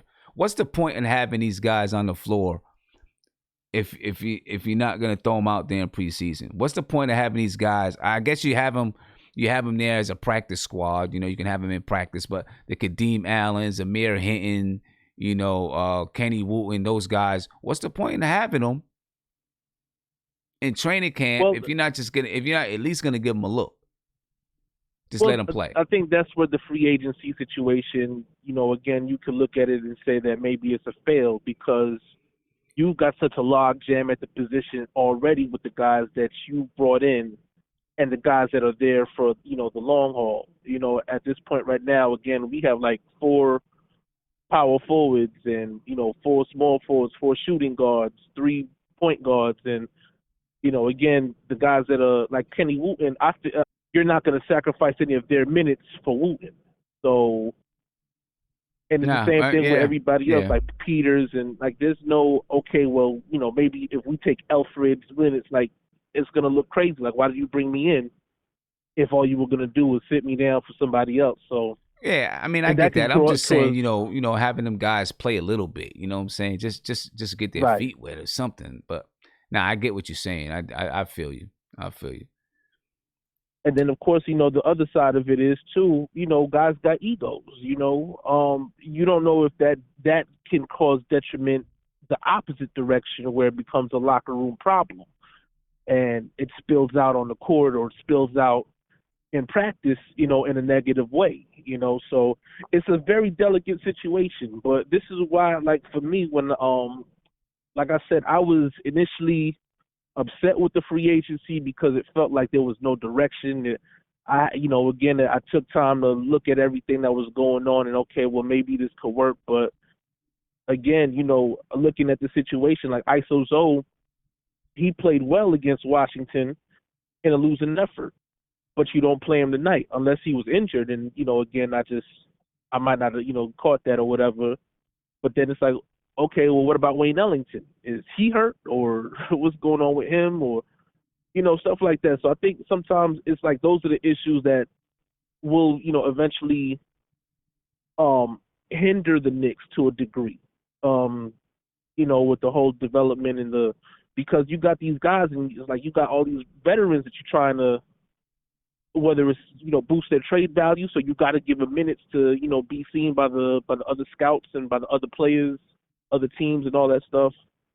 Or again, is it just like, okay, well, we just picking up guys that again, we're trying to do this and we're trying to run this, but it's not working right now. So back to the drawing board. Like it really doesn't seem like direction at the moment because of the fact that nobody's really established. And I think that's where even the whole positionless basketball, sometimes I question it because guys have roles.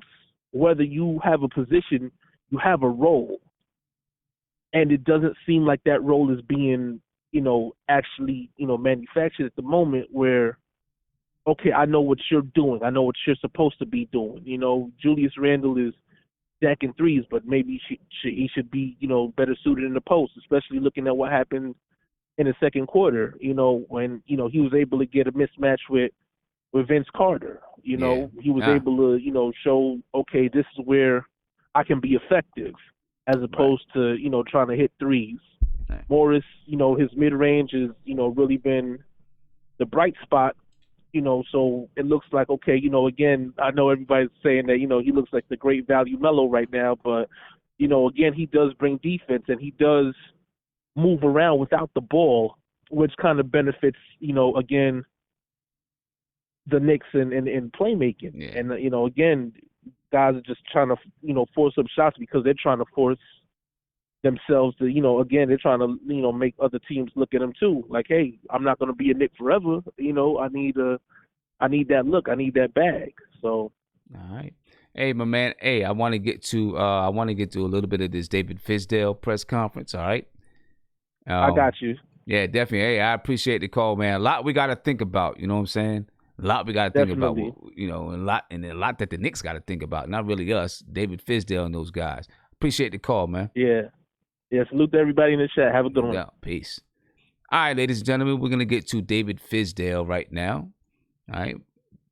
Get to listen to David Fizdale in his post-game press conference talking about the Knicks. Let's check it out. Tonight's performance. Can you talk a little bit about where you think this team is as far as how they learned how to play together? Well, you can see we still got a ways to go from a trust standpoint. Last 4 minutes, the ball started sticking a little bit. We weren't getting the same ball movement that we were throughout the game. But that's something we can learn from. I like the fact that we was grinding that game out and getting us to that place. And then we had some ill-advised turnovers and threes when we didn't need threes. So that's, that you want that to happen now so you can learn. And so we'll get into our film tomorrow and hopefully correct those mistakes. David, you've seen Vince Carter play in several iterations. Will he retire already? I'm so tired of him. Well, you've seen him play in several iterations of his career. Do you still learn from watching him and what he's able to do at 14? I think it's phenomenal. I think it's awesome to see. He gives us 40 pluses, a lot of hope.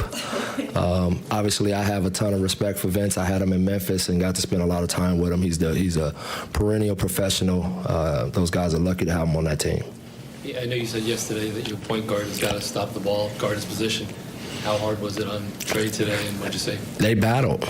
Trey is a heck of a player. He scores from all ranges. He makes plays for his teammates, but I thought Dennis and Frank really competed against him.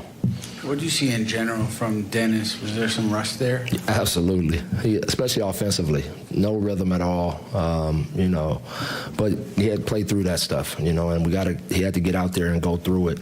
To start shaking it off. Coach, I think there's a possession there in the fourth quarter where Julius has the ball, drives, finds Bobby, gets that layup, and they kind of slap hands, bump chests. What have you seen from them and just the chemistry that they've built? All of these guys are rooting for each other. I really have a group of guys that are here for the right reasons and really want to play next to the guy in that locker room. And so that's the part I'm not worried about. I just think we just got to get to a place where we really understand and trust each other and know each guy's strengths and weaknesses. Yeah, with Alfred, I mean, do you just know what you have in him and you didn't really have to roll him out? Yeah. And where do you go from here? Well, yeah, because, Dennis hadn't played at all. And so I needed to get some quality minutes with Dennis. So I talked to Alfred before the game and just said, hey, I'm going to hold you this game and I'm going to let Frank and Dennis play most of the minutes. And if I need another guard, I'm going to go RJ just to rep him at some point guard. But Alfred is still in the mix, absolutely. But I had to get that look and see how those guys will play. With RJ, obviously the shot wasn't falling tonight. Did you think he did enough other things to kind of compensate for that? Yeah, the kid just, like I said, he's always engaged. He's always trying to win. These are good learning lessons for him right now to go through that. And, he still made some plays. He threw the lob to Mitch. He got a great layup on the break. So, he's just going to keep getting better and better. What did you think of that closing lineup: Ntilikina, Barrett, Portis, Randall, and Marcus Morris, and just the way they played together? Not bad. Like I said, I just thought a few possessions we pressed and got some turnovers just by trying to force it in the guys. I thought that, I think it's a group that can close some games, especially defensively. It's multiple guys out there that we can run offense through. But it may not be that every night. There's going to be different guys every single night probably, depending on who's got it going. It didn't show with gaudy numbers in the stat sheet, but what did you see out of Frank tonight? Competition. I just really thought he battled. I thought he organized us. He ran the team. He stayed aggressive. He got a timely rebound down the stretch to give us another chance. And, he's had a solid training camp. That's good. All right, guys. All right, ladies and gentlemen. So you heard right there. You already heard that clip from David Fizdale about Frank Ntilikina. Now, what we did hear in there is that Elfrid Payton, is still in the mix. And I didn't expect Elfrid Payton to not be in the mix. Right? I expected him to still be in the mix. It still is surprising to me, though, that Dennis Smith Jr. started at point guard, coming right off, having an injury and all that kind of stuff. So that's still pretty much surprising to me. But anyway, it is what it is. I don't know if having Elfrid Payton out there would have changed anything with this game. Maybe it would have changed something defensively. Maybe defensively, we would have been able to handle that pick and roll a little bit better. Who knows? I don't know. Let's get to a phone call. Caller, you're on live with Nothing But Knicks. What's popping? What's going on with you, my man? How you feel?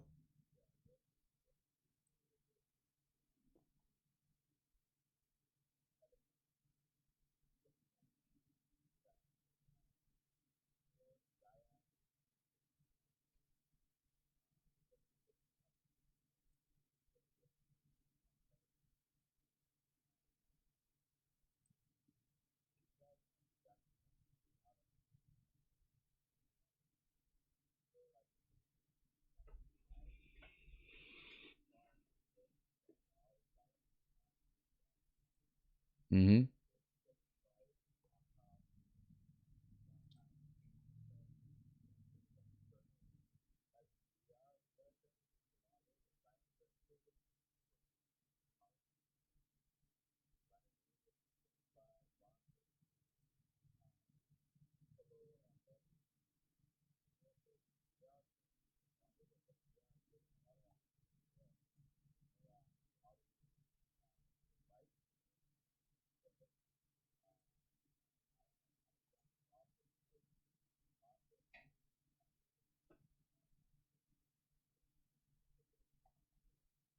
Assists per game.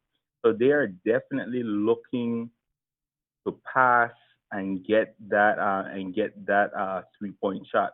So for me, I would prefer Zion to go for 40, 45, 50, whatever he has to just to amp up the media and get this whole Zion hype going. But then we can walk out of the Garden at 500 in the preseason and get a big win over the Pelicans if we can lock off this 3-point shooting, which killed us against the Washington Wizards. So that is what I'm looking for. So now, when you talk about um, Frank, more than likely you're going to be putting Frank on your best um, guard player. But who is that? Who is their best guard player? Is it Lonzo, who is more of a pass first point guard? Drew Holiday will have to sort of transition from that pass first point guard to being more of a two guard. So he's gonna have a transition process as well. I more see Frank going on Drew Holiday tomorrow, or sorry, the next time the Knicks and Pelicans play. But it's not a hard puzzle to stop. They look like that traditional Dwight Howard Orlando Magic team that was with Van Gundy, where you have that dominant guy in the post, and then then to try and get the defense in, and then they push the ball out for those 3-point shots. So it's not a hard puzzle. I do see Zion going for 30, 40 in that game, but that would be a victory if we can let him score, shut down the outside shooting, and then when it comes down to crunch time, Zion is hopefully worn down, and we can get a big defensive stop, and we can pull out of the game with a win. Mm. Yeah. Now, look, the Pelicans are averaging 127.8 points per game. They're giving up 118. They're 4-0 in the preseason, which may not mean a heck of a lot, but they're 4-0 in the preseason. Their starting lineup, looking at who they started against the San Antonio Spurs when they played them last, they beat the Spurs 123-114. They started Lonzo Ball. They also started, as soon as this pops up, I'll tell you who else. They started Lonzo Ball, Drew Holiday at the shooting guard spot, Derek Favors at center, Zion Williamson at power forward, and Brandon Ingram at small forward. And if Frank Ntilikina does start, who does he guard? Does he guard Lonzo Ball or does he guard Drew Holiday? Yeah. You know what? Yeah, I would more put it like looking at it. You have Drew Holiday taking 4.7 3-point shots per contest. Lonzo Ball surprisingly taking 5.8. So you may have to see who gets hot between Ball and Holiday, and then make your adjustment and put Frank on the more efficient player, scoring wise, whether it is taking it to the basket or kicking it out for a 3-point shot. So you are going to have to make some sort of adjustment. But right. Lonzo Ball, even though he has only made 1.8 per contest, taking 6 threes, just on the 6 threes per game is quite pretty confident on his part. But as I said, I feel try and let Zion take over the show, and then quietly shut down the 3-point shot. Because if they get into the Zion hype and try to shut Zion down, then the Pelicans are going to have a field day in terms of shooting these high number of 3-point shots and that they've been taking and making. So. And Zion Williamson in the preseason so far, his average is 23.3 points per game, 6.5 rebounds, 2.3 assists. He's shooting 71.4% from the field, 25% from the 3-point line. That's what he's doing. Look at the minutes. 27.3 compared to how much they're using RJ. You're seeing somebody. You're seeing the Pelicans more going into that load management and managing minutes the way you should, and then we, on the other hand, just racking up, a ton of minutes on our star player, which isn't really good. It's showing that our guys on our side are more clueless in terms of what they want to do and trying to see if they can, strike lightning in a bottle and get one of these big games, even though it's only the preseason. Just doesn't show that there's sort of a plan, and it comes down to a Fizdale. Does Fizdale? We're not saying that he can't coach, but did they give him the pieces that fit his system to make him be successful, to coach a team that will make him be successful as a coach? So there's a lot of questions from top to bottom when it comes to management. Did they put the right pieces together? Were we even in a position to get players that Fizdale would have wanted? Of course, we have missed out, but there is a lack of 3-point shooting on this team. Can we get that through the trades?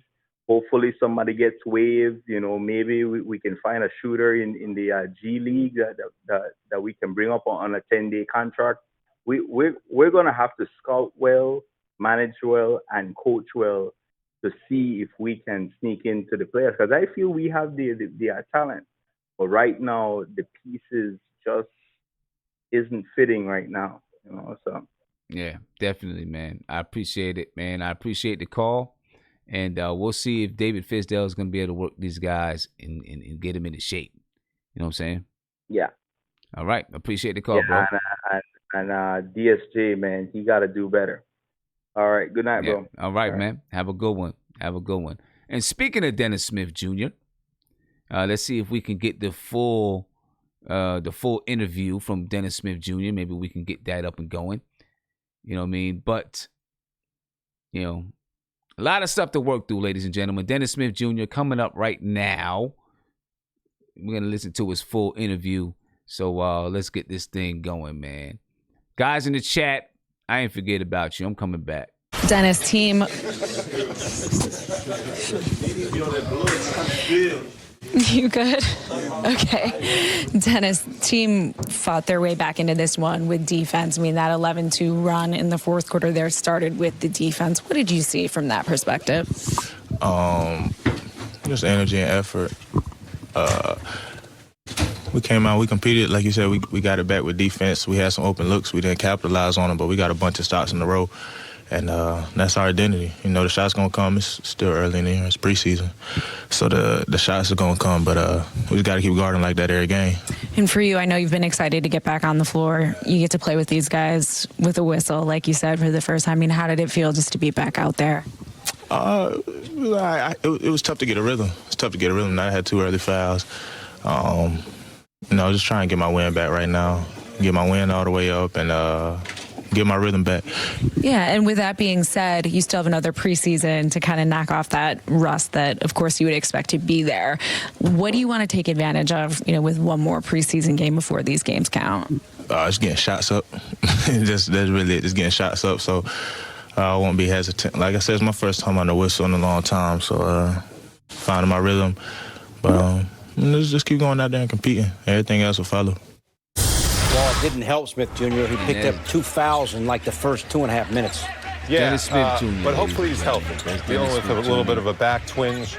And you hear these guys talking about, he had a little bit of a back twinge and stuff like that.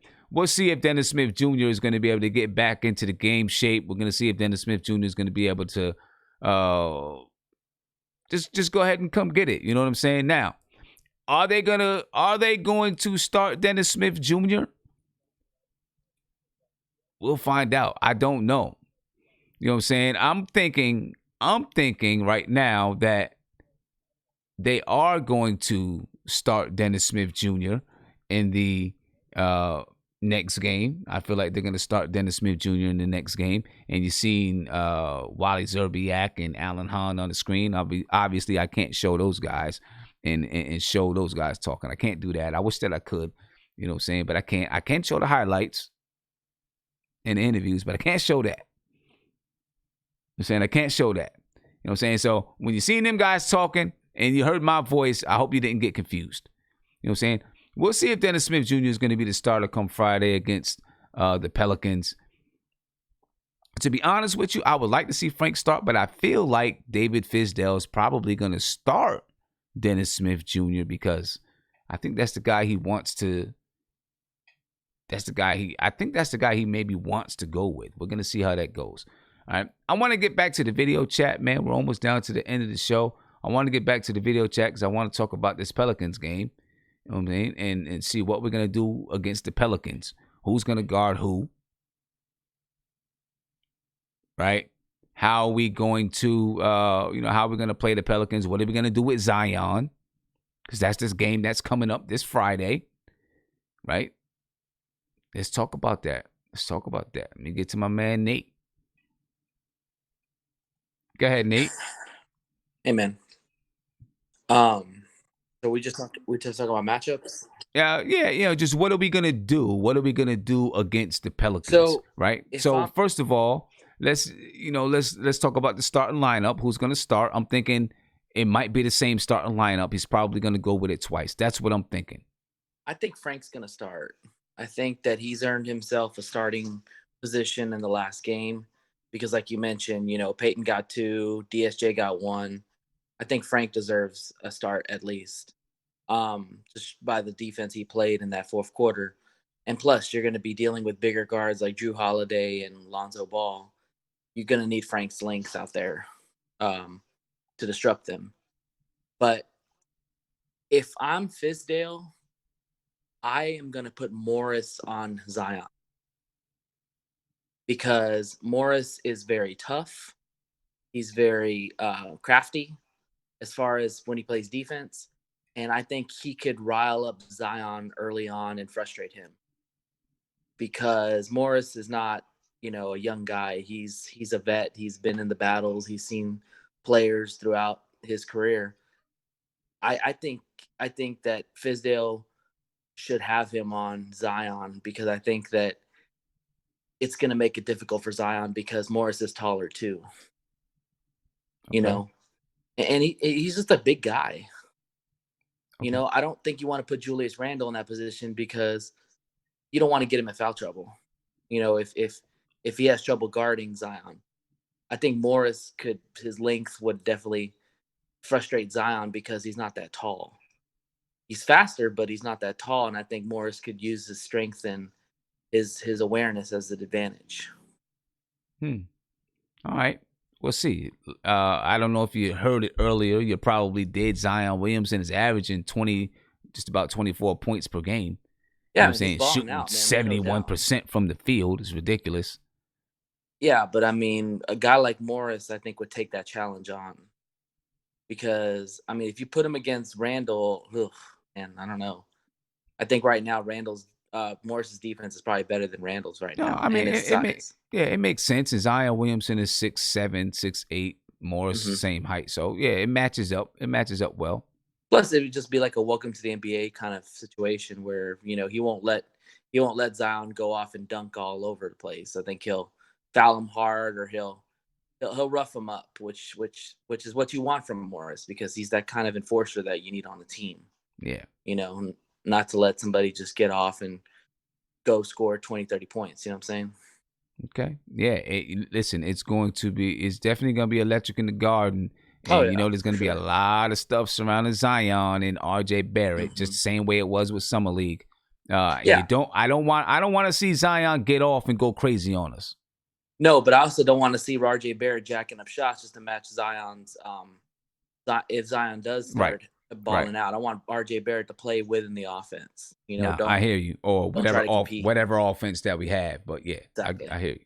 All right. Guillermo, I'm gonna come to you, Guillermo. I don't know, you folding clothes back there, something like that. Whatever you're doing, just don't fall out the chair. But yeah, man, that's a.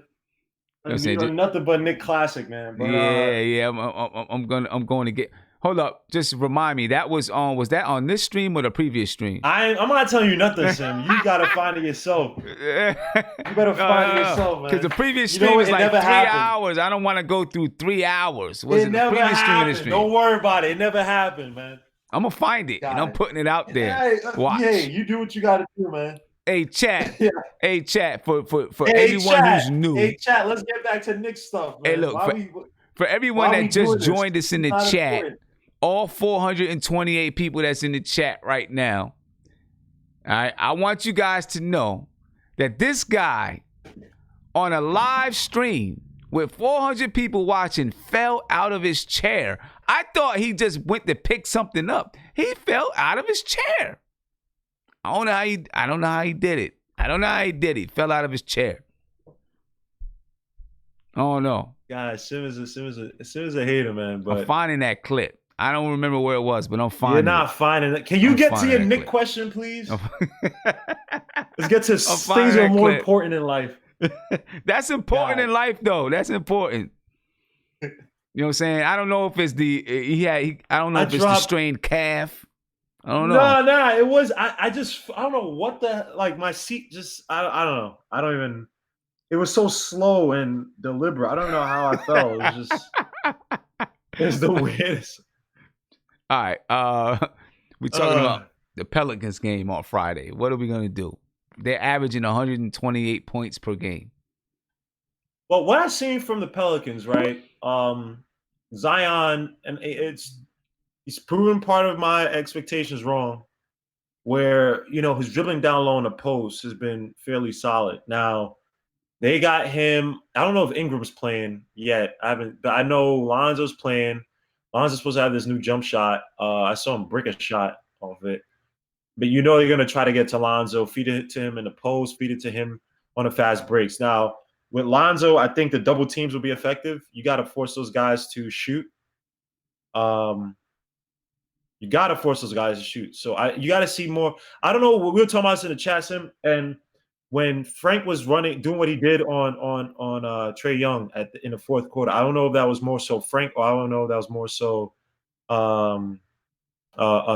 I think it's probably maybe a mixture of both, but the Knicks got to pick up, a lot quicker on defense in terms of who got the hot hand. And Zion down low, where he does that little, the little beastly dribble, few dribbles.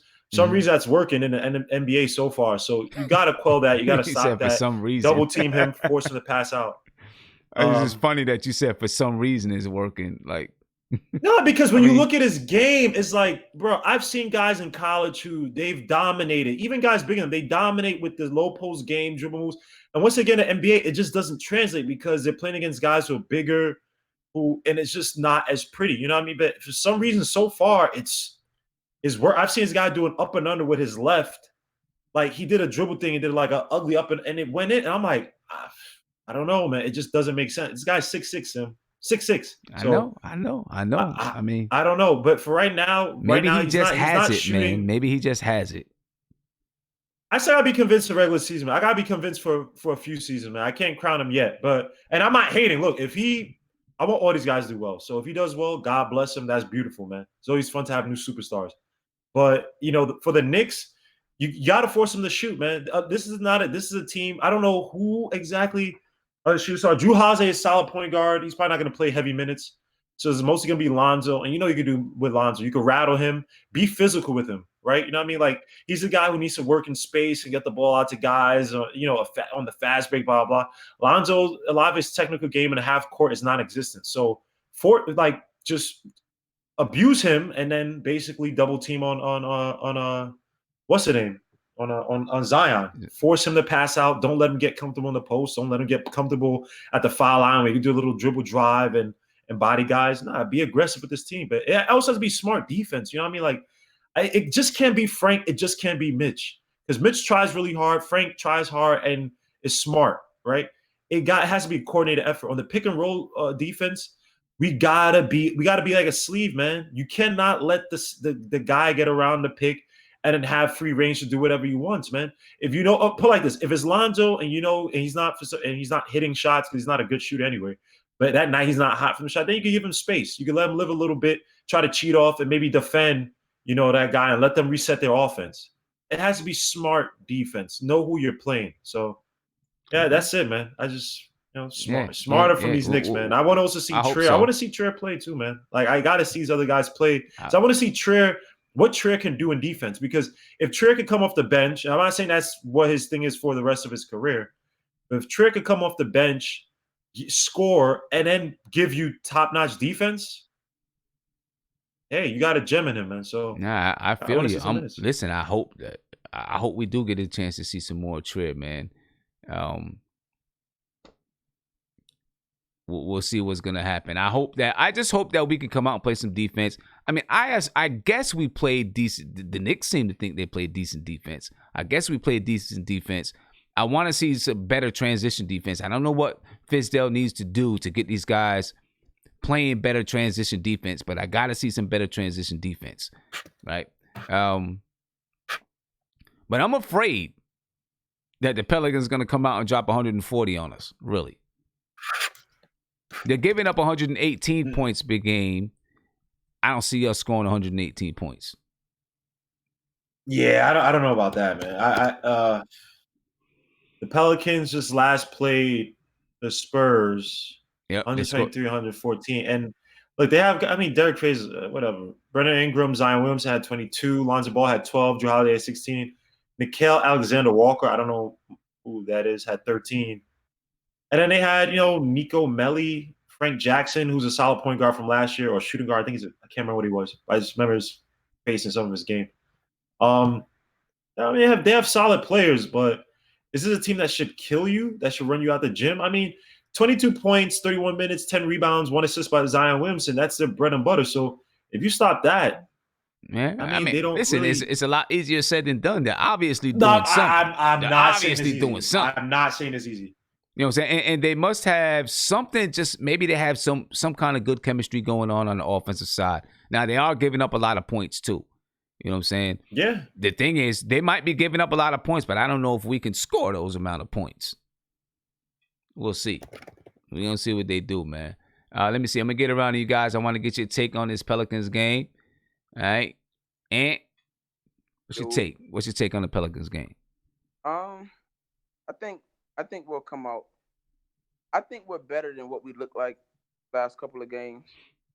And I don't think the Pelicans are as good as they've looked. So I think it'll meet somewhere in the middle. I think we match up well to guard Zion, I believe. I think we have a lot of guys we can throw at him. So how many minutes he'll play, I'm not sure. The last preseason game, I'm not sure if it's their last preseason game, but if it is, I'm not sure how many minutes he'll play. But we can throw a lot of guys at him.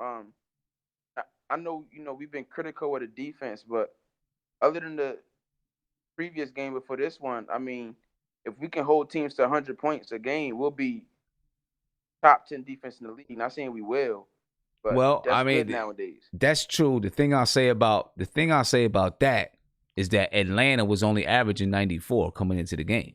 Right. Which would be like putrid nowadays. So, I want to see our defense tighten up. Obviously, the small stuff. But I think we have a formula of players that we can put out there and have a good defensive unit. I think RJ, to me, that's been the most pleasant surprise. Defense. True. So I think we have a few guys we can throw out there and expect to get good defensive results. So I just think it's kind of weird right now, rotations and everything, because Fizz is kind of throwing out these weird lineups. It's not really consistent right now because it's early.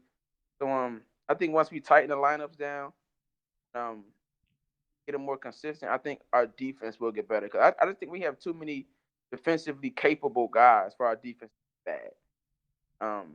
It shouldn't be bad. So we'll see what happens. Zion, to me, Zion's playing well, but I think once these NBA teams get some film on them and start game planning for him, because right now nobody's game planning for him. True. That's true. Everybody's really just going out there and running their stuff. Yeah. So, that's very true. That's very true. So I think when they start game planning for him, I mean, because they game plan, they found a way to slow down Giannis. Giannis is even a more unstoppable force than Zion, in my opinion. So I think Zion still has a lot left to prove, but I think we actually match up pretty well with him. With Morris and Mitch and Taj. I think we can throw a lot of guys at him. So we'll see what happens, but I think we'll look better. And I think Trier will play. I hope so. So I sincerely hope that Trey is gonna play because, you know, we need him out there. We need him out there. You know what I mean? We just need him out there on the floor. So I hope he's gonna play. All right, let me get over here to some of these other guys, man, because we're coming down to the end of the show, ladies and gentlemen. So I want to make sure I get everybody a chance to comment on this Pelicans game. Isaiah just joined us. Isaiah, what's going on, Hey, man? what's going on, sir? Look, I don't even want to go backwards because I know you just, you know, well, maybe you joined us earlier. So I'm not trying to go backwards to talk about everything that we just talked about. So now we're just talking about the Pelicans game. Oh no, it's before we cool. get It's up cool. out of here. I seen. I was on the chat a little bit, and then well, you know how I feel already, so you know it don't even matter. Yeah, man. You know what's crazy? Something that a lot of people are not talking about Zion. Yes, Zion is playing great offensively, but defensively he's not been that great. You know, they just put up a lot of points, but defensively he's not been that great. And I have to agree with A&G. A pleasant surprise, which I have not had to worry about, was coming into the preseason was RJ's defense. And may I say it that his defense doesn't look bad. And I thought RJ was going to be lazy. I thought he was going to look a little lost on the defensive end, but he's been active. He's been guarding some good players. He just hasn't been, you know, he hasn't been just guarding the scrubs. He hasn't brought in the guy. Well, no, I'm not going to call him scrubs. I'm sorry. I didn't mean to disrespect him. He's guarding people. He's not guarding people that's needing the NBA life. He's guarding the Bradley Bills. He's guarding Trey Young a little bit. He's guarding some good people, man. He's guarding Vince Carter. You know, he's doing his thing. Yeah. I mean, I wouldn't put Vince Carter in that category, but, you know. Well, you know what I mean, but he's a veteran, so he knows. But I've been surprised with RJ's defense. It's been actually bright spot, and this game, with this last game, man, I just want to see defense. I really have no problem with the scoring that is gonna come. I'm not gonna lie to you, Sim. I have a problem with the scoring. I have a problem with the scoring because I'm concerned. We're shooting 40% from the field over these 3 games, and it doesn't look like it's getting better. I have a problem with the scoring because I'm not seeing things on the offensive side that tells me it's going to change anytime soon. You know what I mean? But you know what's you know what really scared me though, Sim, and I don't understand it. I don't get it. I'm hoping and I'm praying that Fizdale already knows what he got in Zoe. That's why he's not playing him. That's what I'm hoping his thinking is. Well, that you know what, I know Zoe's gonna give me a cool. Yeah, if he comes out there and plays 25 minutes, you're going backwards, man. I didn't want to go backwards. You're going backwards, man. I'm talking about the next game, Sam. I'm talking about the next game. You're going backwards. What about it? You started talking about Fizdale not playing Zoe. What about the next game? Are you saying that Zoe is going to play in the next game or what? Well, hopefully Zoe plays the next game, and I want to see us do a more fluent offense and get some easier points. Sometimes I feel like we struggle with points. Sometimes I see Marcus and Randall get ISO happy and just do their own thing. I want to see more offensive scoring, better defense. I don't want to see Zoe. All right, I bet I'm gonna let you. You know, man, you better get some sleep, man. I gotta wait. Talking to phone at the same time. All right, man. Peace.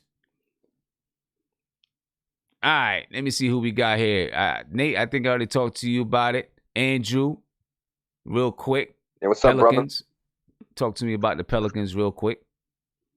Well, I hope that Frank starts with RJ in the backcourt. And the first guy I would like to see off the bench is Kevin Knox.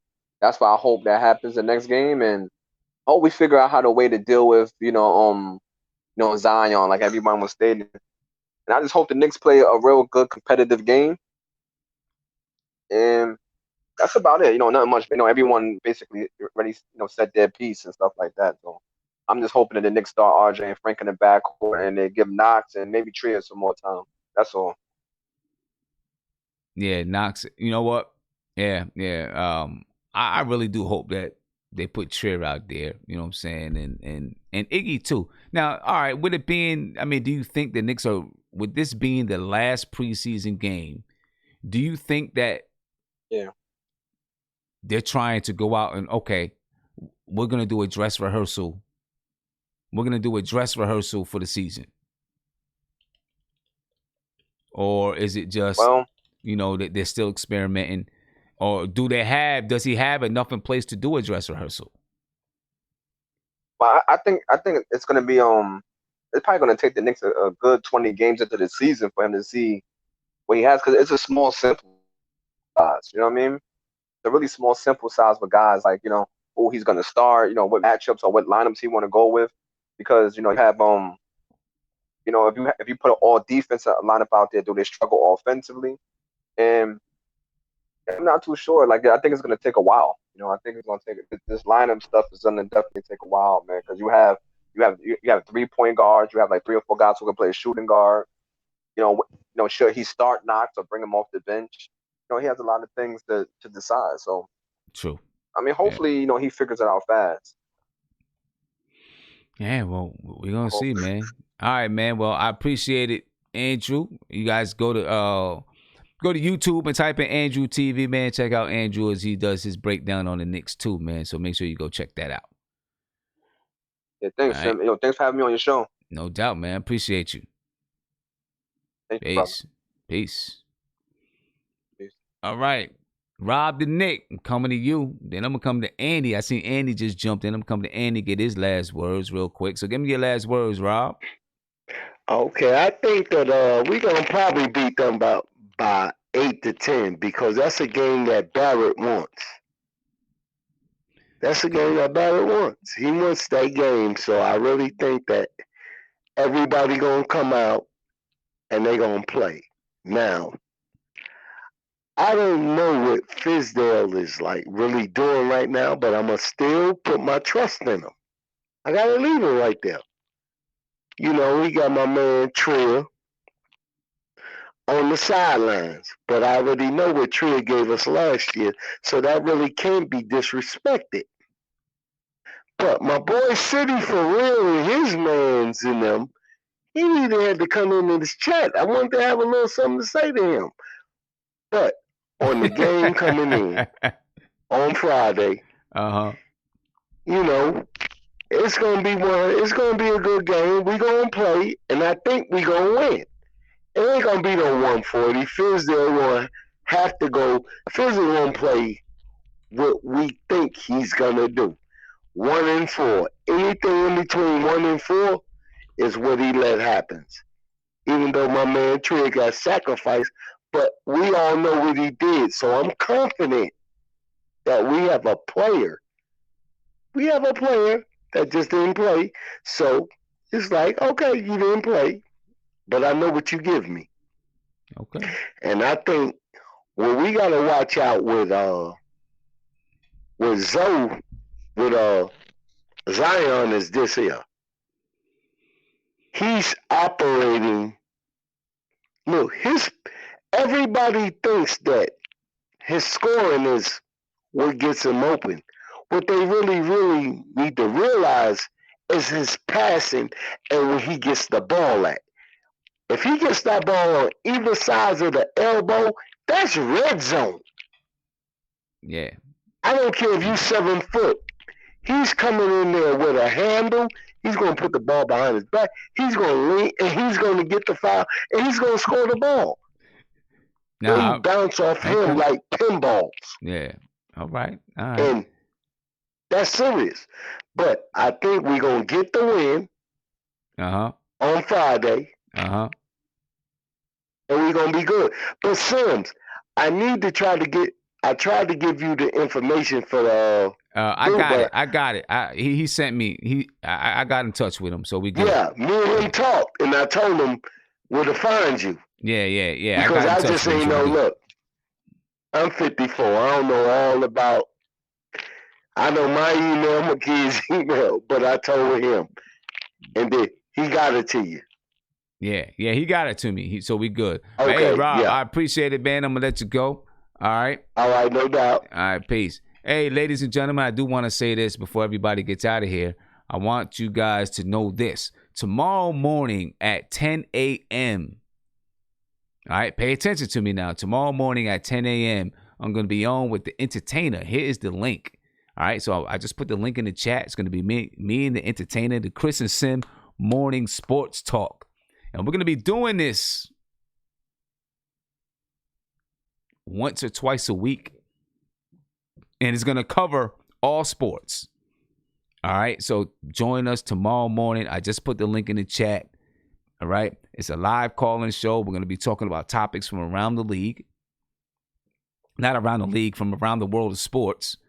All right, so make sure you guys click on this link and set your reminders. Here's the link one more time. Set your reminders.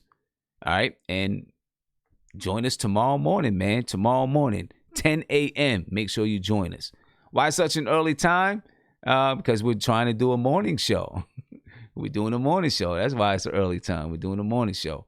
All right, so make sure you guys check that out tomorrow morning, man. Go ahead and put that in there. So while you're at work, while you're driving to work, whatever it is, you can listen in. You know what I mean? You can listen in. So make sure you go check that out. All right? And I'm going to get to my man Andy. Andy, are you there? Hopefully Andy looks like Andy might not be there, right? But anyway, ladies and gentlemen, it's 1:14 a.m. I'm going to head out. Again, make sure you guys check me out tomorrow morning, 10 o'clock on the Entertainers channel. I just put the link in the chat, and I'll make sure I send this link out. We'll get it out there in the morning. Go subscribe to the Entertainer, and if you subscribe to the Entertainer and you ring that notification bell, when we go live tomorrow morning, it'll pop up. All right? But, ladies and gentlemen, I'm getting up out of here because it's 1 o'clock in the morning. All right, and I'm tired. Same thing. Make sure that you subscribe to the channel. Subscribe and ring this notification bell. All right? Ring that notification bell. Okay? Check me out on Twitter, Facebook, Instagram. Follow me on Sportscaster. Go ahead and follow me on Sportscaster, man. You know what I'm saying? Just another channel where we got people streaming. So go ahead and follow me on Sportscaster. Remember, Monday, October the 21st, Sky Zoo is going to be in the building. You're going to enjoy that. He's a big Knicks fan. I know you want to talk Knicks with him. You know what I'm saying? So Sky Zoo, hip-hop artist Sky Zoo, go check out his new album, Retropolitan. It's him and Pete Rock. It's a dope album. It's a real dope album. He is Sky Zoo and Pete Rock, totally produced by Pete Rock, so make sure you go check that out. You know what I'm saying? All right, go check that out. Ladies and gentlemen, I'm up out of here. I will catch you guys tomorrow morning at 10 o'clock. Actually, I'll be on twice tomorrow, okay? I'll be on tomorrow morning at 10 o'clock with the Entertainer, and then I'll be on at 2 o'clock tomorrow as I do a preview of the Pelicans and Knicks. So Knicks and Pelicans, whichever way we want to say it.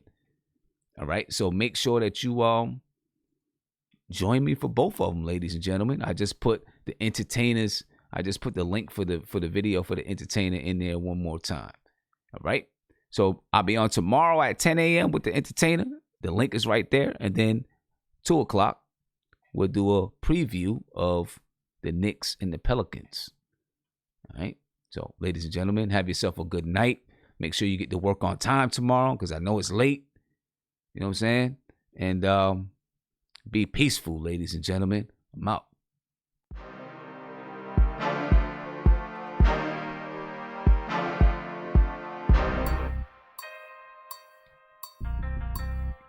That's the jig.